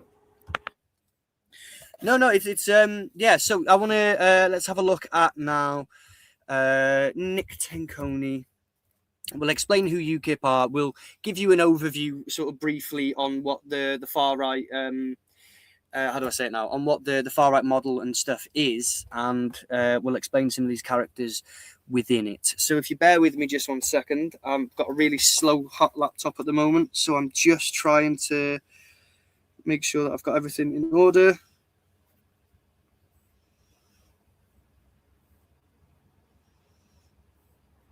Sorry, it's all taken. Dad, distract the chat. Look over there, a pony. How did that go? It was all right, yeah. Yeah. Yeah, I was distracted. Usually works. Yeah. Oh look, no, not a squirrel. Jim. If you can't tell the squirrel, can't tell the squirrel between a difference and a pony. What am I saying? You know what I mean. I've got my list up now. Usually bigger. They usually wear like a saddle thing. You don't see them, and a lot of them are squirrels. Although I did see a squirrel, I think it was a squirrel, piggybacking on a woodpecker one day, flying along. I mean, I saw the picture. I didn't see it. Was it a squirrel? What was it? A weasel. Was it a weasel? Everyone could. All right, it was a weasel flying along on the back of a woodpecker, solely with the aim of killing it, of course, as soon as it landed. But yeah. Do you know what, Dad? I'm going to get that image up before we get onto this part. I'm going to get that image up of the weasel, or was it a stout? Not a stout, because that's a drink. It might have been a stout, because that's a. You and you shit your face. I know, me and my correct Englishism. It's a real thing. He's not making it up. Caught on camera, there was genuinely a weasel caught on the back of a thingy. But Dad, now this isn't what you think it is. Not only is it incredibly rare to have a weasel on the back of a flying woodpecker. What's even rarer is the fact that this is a flying weasel who has just caught a woodpecker. Do you think it was? Or maybe it's an Uber Without a woodpecker. doubt. Without a shadow of a doubt. Uber woodpecker, mate. That solves that. So it is a weasel having a wild ride. What a picture. What a picture. So I mean, that thing's obviously 234 Cheech, my sweet summer child. That's AI. Oh, this is what's going to happen now in the future. Even when we see amazing things, are going to be like, no, that's just AI. It's no, that's National Geographic. They don't do hey hi. Incredibly, yeah. This is not AI. This is a genuine picture. As far as I remember, this is a genuine picture. It sparked a heavy debate. Oh, it's for real. It is. Yeah, it's a genuine. It's a flying weasel that's managed to hug and grab hold of a woodpecker. No, it's a fucking Uber woodpecker for sure.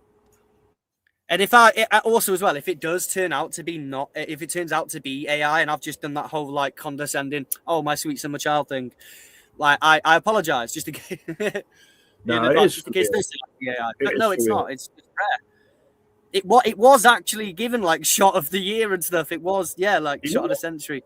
It was genuinely, literally just from what I understand, it was genuinely real. But we're going to go over now to tier 3. Before we do that, I've got an intro for this. I'm going to do it.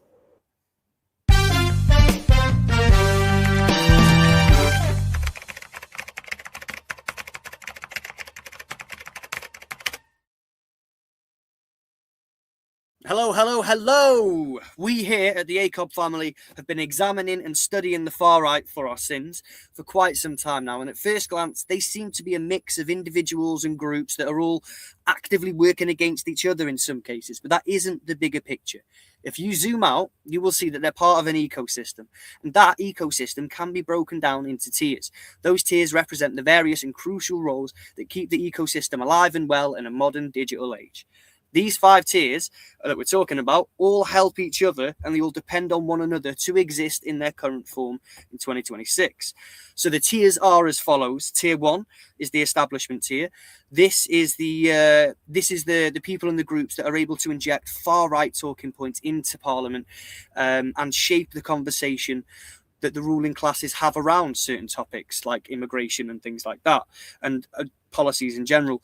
But the prestige of Parliament, because of it, anything that's said in there automatically gets coverage from the mainstream media. It's legitimized at an institutional level, and it is then distributed to the masses as just another legitimate side of an argument. Then we get tier 2. So tier 2 are the mobilizers. They are they're your Tommy Robinsons, your Danny Tomos.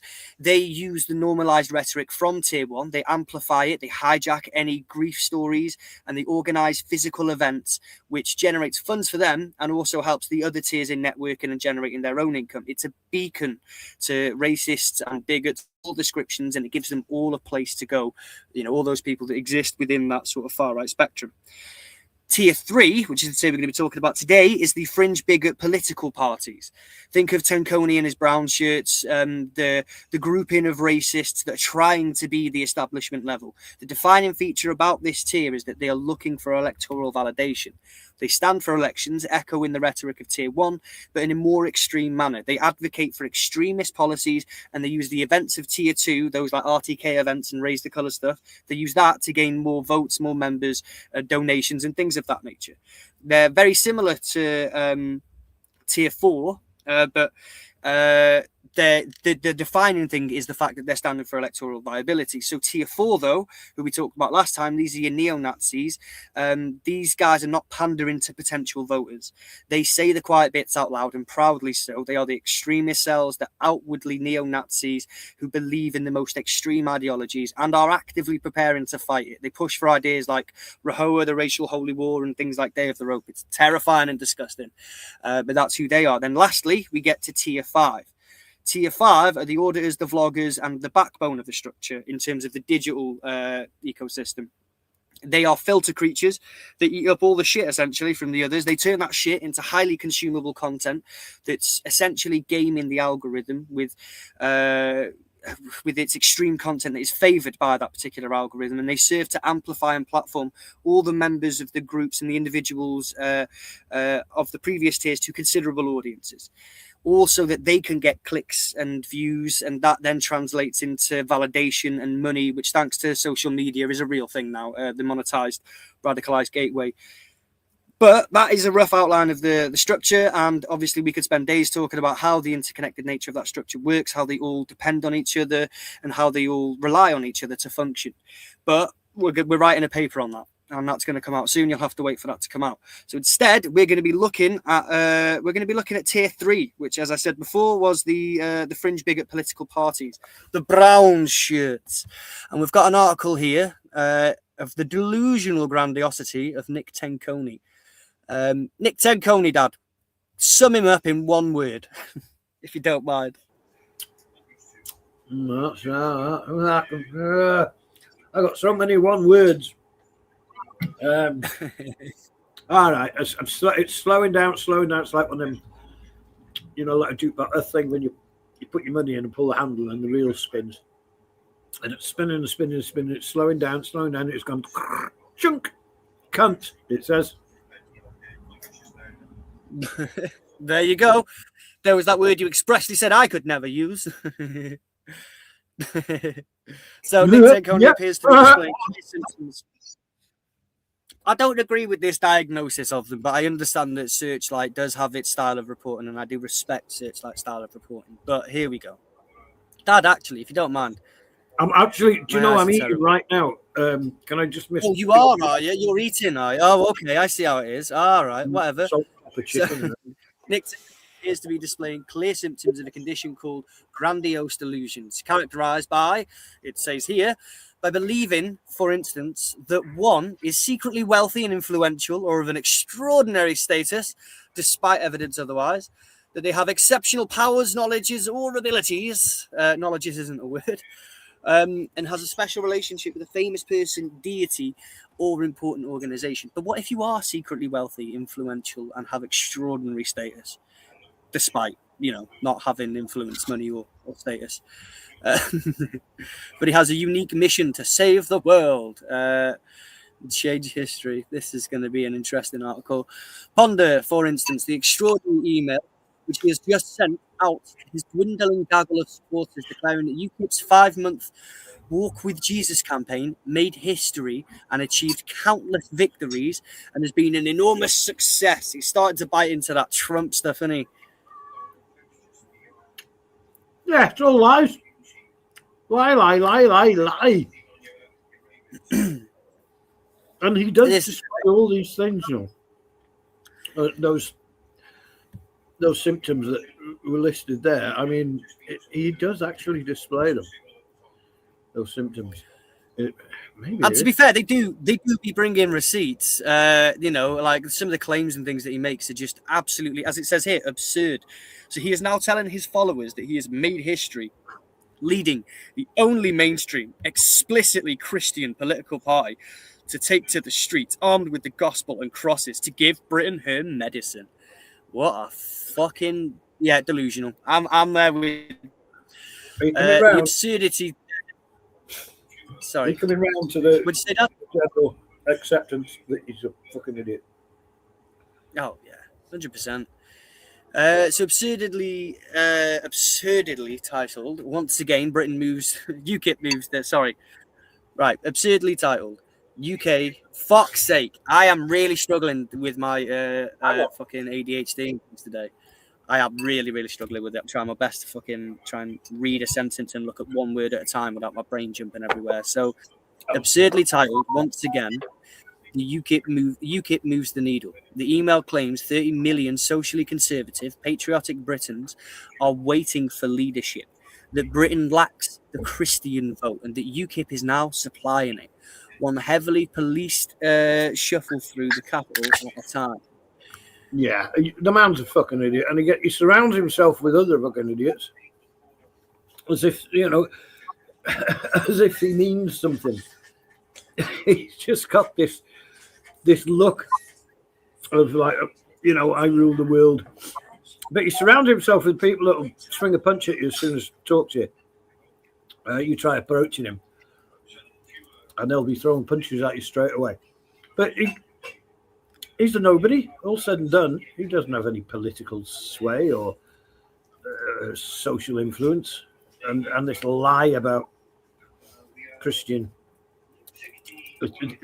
I mean, if you believe this stuff, he'll pay for that one day. Otherwise, he's just using religion as they do, and he doesn't care. Doesn't care. No, they do not. So, yeah, we received over 330 million hits online when the world saw our Christian march had been cancelled from marching at Whitechapel. I don't think that was the case. I think you're a liar. There are 30 million of us in Britain. The Brexit vote, the nationalist patriotic vote, the socialist conservative vote, socially conservative vote, and Britain lacks the Christian votes. Do you know what's really interesting? Let me find out now. I want to see if the church have reacted to anything that Tenconi said, because I know how they feel about Tommy Robinson and Danny Tomo.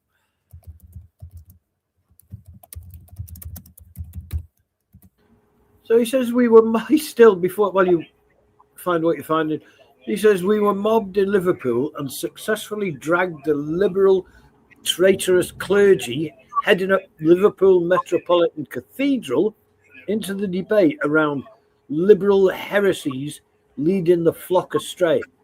Oh, so he's gonna take over religion as well, this bloke. They're not enough. Well, let's see, because he's saying that he is the Christian vote, but under its leader Nick Tenconi, UKIP has made Christian identity politics a central part of its campaigning. Senior faith leaders, now here's where we're getting into like the church and things, including Reverend Jeff Felton, moderator of the United Reformed Church in Mersey Synod. They've issued a joint statement. Moderator of the United Reformed Church Mersey Synod.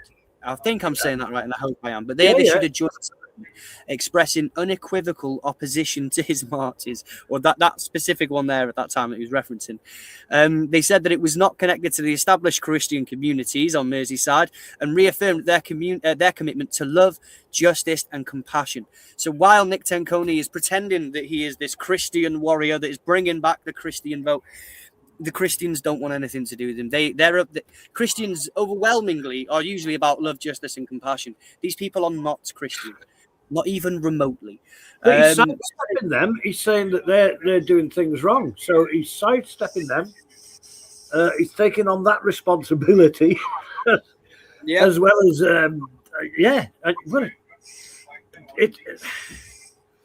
he only does it because I think because of the religion of peace. I don't know, mate. How does he get away with it? It's because at one point it was like the religion of the UK, if you will. So now there are more people that don't believe in Christianity than believe in Christianity. I don't think it's fair to say that this is a Christian nation. However, I do think that officially, legally, like on paper, essentially we are. And so I think that using the weight of that because some people associate Britain with Christianity so heavily, especially on the right, that, traditionalists and things like that he's trying to hijack it. What he's doing is a process called church washing. Do you remember that when we learned about church washing? Yes. Yeah.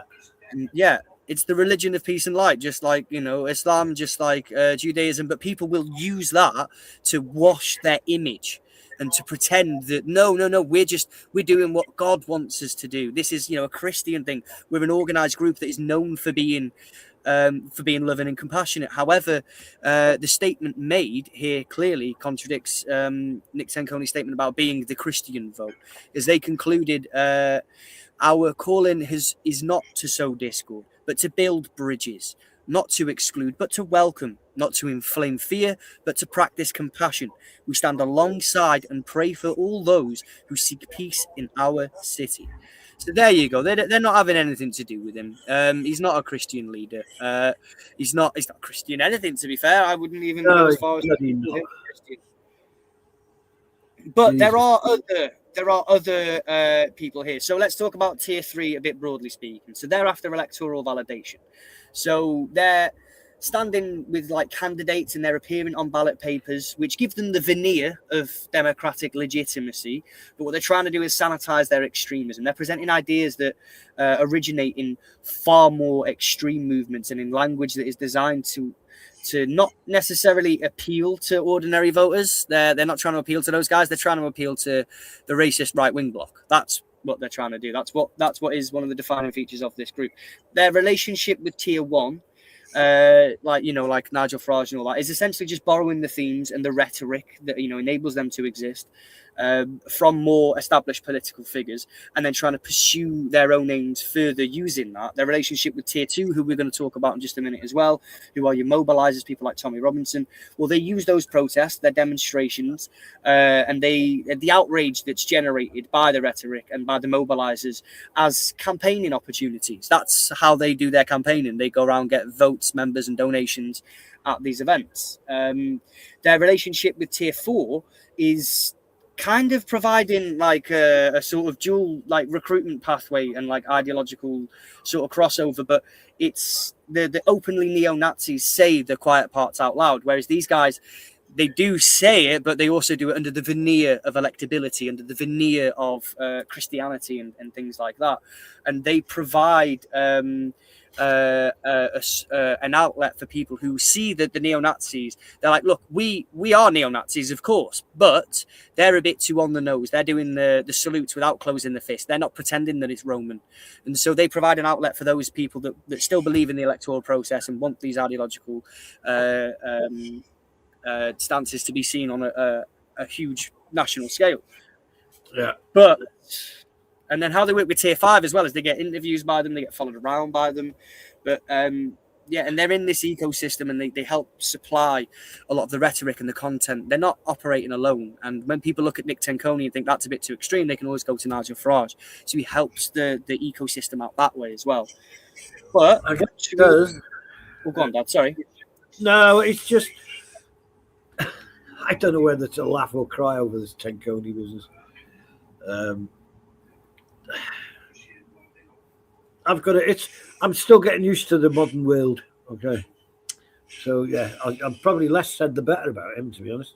Yeah, absolutely. And moving on from Nick Tenconi, it's not just him in this cohort. He is the most obvious, most famous, easiest example of this cohort. But to wrap it up, though, there are others here, like Kenny Smith of the Homeland Party, Paul Golding of Britain First, Alicia Simmons of Britain First, Simon, sorry, they try to stand anyways. Nick Griffin, BNP, historically, he was one of the best examples of what we mean by Tier 3, because in his past, he has, not only is he an open far-right political leader who is attempting to convert a terrible ideology into electoral representation, but he actually eventually became an MEP at one point.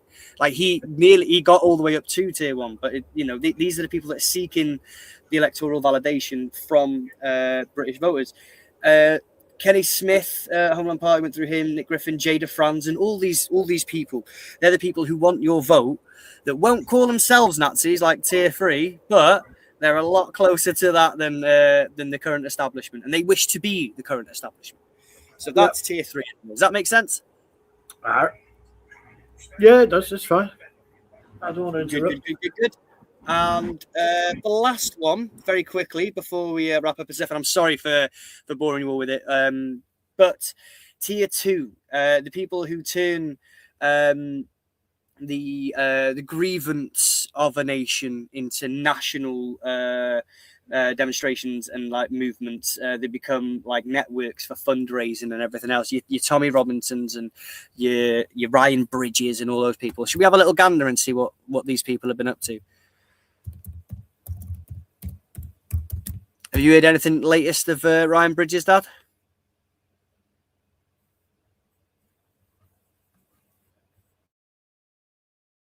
I guess you're still eating. I'll take that as a no. But the latest article that I could find about him coming from mainstream media, because they don't cover them that enough, was a to be no, quite yes. frank. I'm sorry, I'd not been thing off. I've heard of Ryan Bridges for a wee while. I assume he's up a lamppost somewhere, is he? Absolutely. But let's have a look at these people. These are the guys that, these are the mobilizers, essentially. They take the grievance and the rhetoric that's been normalised from Tier 1, they amplify it and hijack any sort of story with which the offender is possibly fits a certain racial profile, shall we say. And they organise the physical events, and that helps generate funds for them, but also gives an opportunity for other tiers to be able to network, get online, and meet each other, generate their own income and everything else. But let's have a look at the characters of these people. So the leader of the Flag campaign group has been arrested on suspicion of causing religiously or racially aggravated harassment. Do you remember when he punched that woman in the face as well? How about that other time he was arrested? Okay, he was arrested on Tuesday. This is recent, yeah. It's 4 months old, this article. Oh, okay. All right, that's just wanted to have a look. This was the latest article I could see on him. But yeah, it's just giving people an image of who Ryan Bridge is, and I thought I'd click this article randomly here, just so I could show people. And that'll be that there. So if you've been seeing flags going up, there's a very good chance it was part of the operations of Operation Raise the Colour. And as we can see, the leader here has been arrested multiple times for multiple things. And since this, he's also been arrested for things like assault. And I believe, I don't know if it was after this or before, he was arrested in an investigation with a hit and run using the Raise the Colours fucking cherry picker. It's only rented, that Raise the Colours cherry picker, it's only rented. They haven't paid for it or anything. Well, they've rented it. Just saying. They haven't spent any real money. No, and it's just this pathetic attempt to be able to get people out, get them active and stuff, and pushing this ideology of fear and exclusion. We're going to go over to there's a couple of cool things happening here also. Let me find that. I became a hate figure for debating Tommy Robinson, and then he apologized. I'm trying to find. There was an article about him recently talking about his trip to Russia and stuff, because we discussed this, didn't we, at length? About how he was potentially go and meet with a Russian fucking side to this. Yeah. From where comes Oh, Dad, we did it. We're being called out. We didn't do the politically correct thing. It turns out that the politically correct name for this group is Raise the Nonces, not Raise the Colours. Raise the Nonces. Okay. Ask Ben Cullen. He'll tell you why. Right. But this one, to be honest, as much as we had the whole show essentially themed around it, and we had the whole week to do all these various bits and pieces, it got boring. And then we started doing rant streams and other stuff as well. So we're not gonna talk to you too much with the Tier 2, how they operate. They're turning negative ideas into movements, demonstrations, networking, fundraising, and all that other stuff. And what we're gonna do instead is we're just gonna laugh at Tommy Robinson for a minute or two. Let me type him in here now. There's bound to be something. Did you get a chance to see his thing with what's it called now? The Oxford Union, Dad?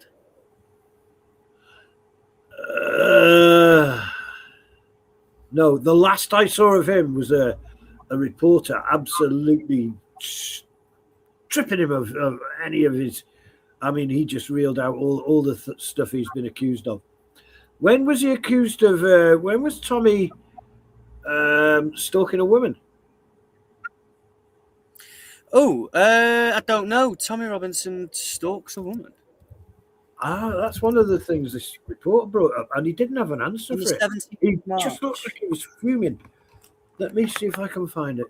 Or if anyone in the I've got it here. Oh, have you got it? Teacher followed home by a right-wing mouthpiece, Tommy Robinson. The teacher was approached at their home. I didn't know this one. Was approached at their home. Where are we now? So the teacher, who picked news to choose not to name publicly, works at a school in South Staffordshire. Robinson, real name Stephen Yaxley Lennon. I love how they dead name him. It's so funny. Produced a 12-minute-long video showcasing him outside of the academy ahead of the start of the school day before going to the teacher's home address to question them. Activist and self-styled journalist. I like how it's self-styled, as in he's not. He just makes himself, he likes to do it for fun. So he was jailed for 18 months in October for contempt of court. Robinson detailed that he had hired a private investigator to track the teachers' movements so he would know when they would be leaving their home for work in order to confront them. In the video, Robinson opened by claiming that the UK education system is indoctrinating children with LGBTQ plus values and labelled it as an ideology. Because of course he does, because he's thick as fuck. So yeah, stalking that person home. That's fucking shocking. But that doesn't end there though. Is other piece of shit activities. Last time we were talking about Tommy Robinson, actually, we were talking about this individual here. Do you remember? Mr. Begg. This guy, he was called all sorts of horrendous things and horrifically abused online because he happened to live in an area where there was a protest. So we went over to film this particular protest, and fair dues to him, he stood his fucking ground and he was like, I'm not going anywhere. This is my home. Fuck you. And subsequently, Tommy Robinson shared a video of him in a park, a racist video implying that this person was perhaps a paedophile of some description. Watching kids. Yeah, so recording kids in a park and all that stuff. So, turns out this Glasgow dad is launching a fundraiser and he's taking Tommy Robinson to court. Fuck yes, buddy. This is absolutely fantastic. You know what? I'm going to come out of here now because, this is absolutely fantastic because I did actually see a link to the fundraiser and I want everyone to be able to see it. So that'll be a civil court, I assume, will it? Yeah, I imagine so. I actually don't know. But we'll see. Let me find it now. So that's the National Scott. We've got that. The thing that's open now. Okay, so here it is. I found it, and this is. I'll put the link in the chat so that you guys don't have to worry about it, and you can go and find this this fundraiser as well. So here he is in his own words. I never expected to be here. Tommy's accusation about me, a Glaswegian dad, went viral before it was ever checked. And I'm not willing to just let that stand or let him do it again because he has done this before. The fathers and granddads have had to move out of their own areas because Tommy Robinson shared a video of them lovingly, dotingly at the park with their children. But because they're black and the children were white, that's it. He's a pedo. He's an asylum seeker. And he wasn't. He was a British person. 30 grand. Look, it's raised over 30 grand so far with a month to go. Go on, lad. I messed with the wrong guy. Messed with the wrong one. So they're looking for £50,000. Any pledges that you can put in would be absolutely incredible. Yeah, what an amazing dude and what a really worthwhile fight, I think, here. So, again, we explained what Tier 2 is. We explained what Tier 3 is. We know what the tier systems are. Next time we come back, we will be a bit more organised with it and we're going to be focusing on Tier 1. But for now, Tommy Robinson is Tier 2, essentially. There are other people there, but it's all about him. And right now, here is something that we can do that would help bring accountability to Tommy Robinson and his disgusting, dangerous, stochastic messaging. It's freakish, to be honest with you, and it should be challenged. So there you go, guys. There is a Glaswegian dad who's doing what others maybe could have done in the past. I don't know, but he's making sure that this won't happen again. And he's taking him to court. He's taking the fight right to him. Well done, Mr. Berg. What a cool fucking dude. So there you go. That's the link. It's in the chat right there. Dad, all that's left to do now is give the people some points. How do you suppose we do that? Oh, I don't know. I don't care. I've got my 5. My 5 are safe. See, I've got that. Whatever happens, I've got the speedboat and trailer. Whatever happens, you keep that prize. I don't know. Didn't you hand out the points? No, we handed out the points originally. I'm talking about rap lyrics, Dad. Oh, Stroof. Oh, yes, of course. All right. Did you just say Stroof? I said Stroof.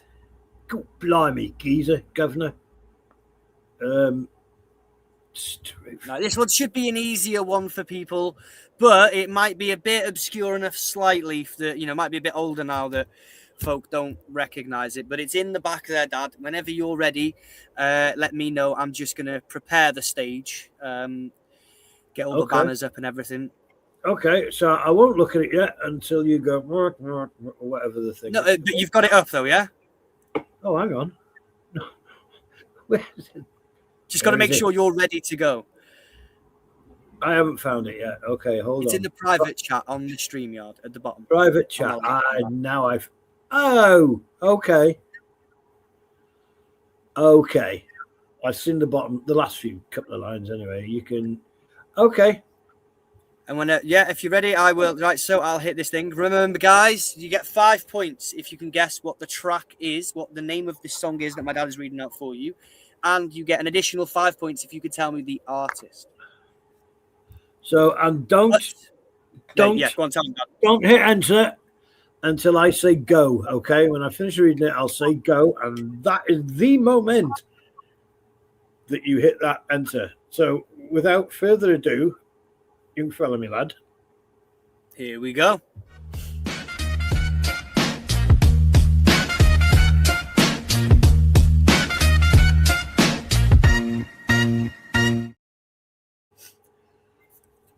You can try and read my lyrics off of this paper before I lay them, but you won't take the sting out of these words before I say them, because ain't no way I'm going to let you stop me from causing mayhem. When I say I'm going to do something, I do it. I don't give a damn what you think. I'm doing this for me, so fuck the world. Feed the beans, dull beanals, gassed up. If it thinks it's stopping me, maybe what I set out to be, without a doubt, undoubtedly, and all those who look down on me, I'm tearing down your balcony. No ifs, ands, or buts. Don't try to ask why or how I can be. From Infinite down to the last Relapse album, he's still shitting. Whether he's on salary, paid hourly, until he bows out, or he shits his bowels out of him. What? Whichever comes first, for better or worse, he's married to the game, like a fuck you for Christmas. His gift is a curse. Forget the earth. He's got the urge to pull his dick from the dirt and fuck the whole universe. Go! Did you like that one, Dad? That was interesting. That was amongst one of the better ones. Fucking pull his dick from the dirt. Okay. How do you feel about reading that out, mate? Oh, wonderful. Okay. Jim, I managed to confuse Jim. I'm so pleased. But it's all right. Don't worry about it. No, I sound like Eminem, Michael. The artist, and he got in there just before Agent 47. So unfortunately, Agent, you have to split those points with Michael. 5 points to each. One for the song, one for the title. For the artist, sorry, and for the title. Boom. There you go. It's Eminem, Not Afraid. It was Eminem. I do a good Eminem, mate. I would do the whole thing of here's how it should have sounded, but well, but that was close enough. Right. Sounded very anime at the end. Oh, dude, we're going to like. Oh, all right. Happy days. All right, there you go, guys. That's all we've got for today. We'll do an after party in the Discord as per usual. I'm going to get myself some snacks and stuff before I do, but we'll meet you in there. And in the meantime, I think, Dad, all you've got to do is just hit him with the love and peas. All right, guys. Thanks so much for being here. Love and peas.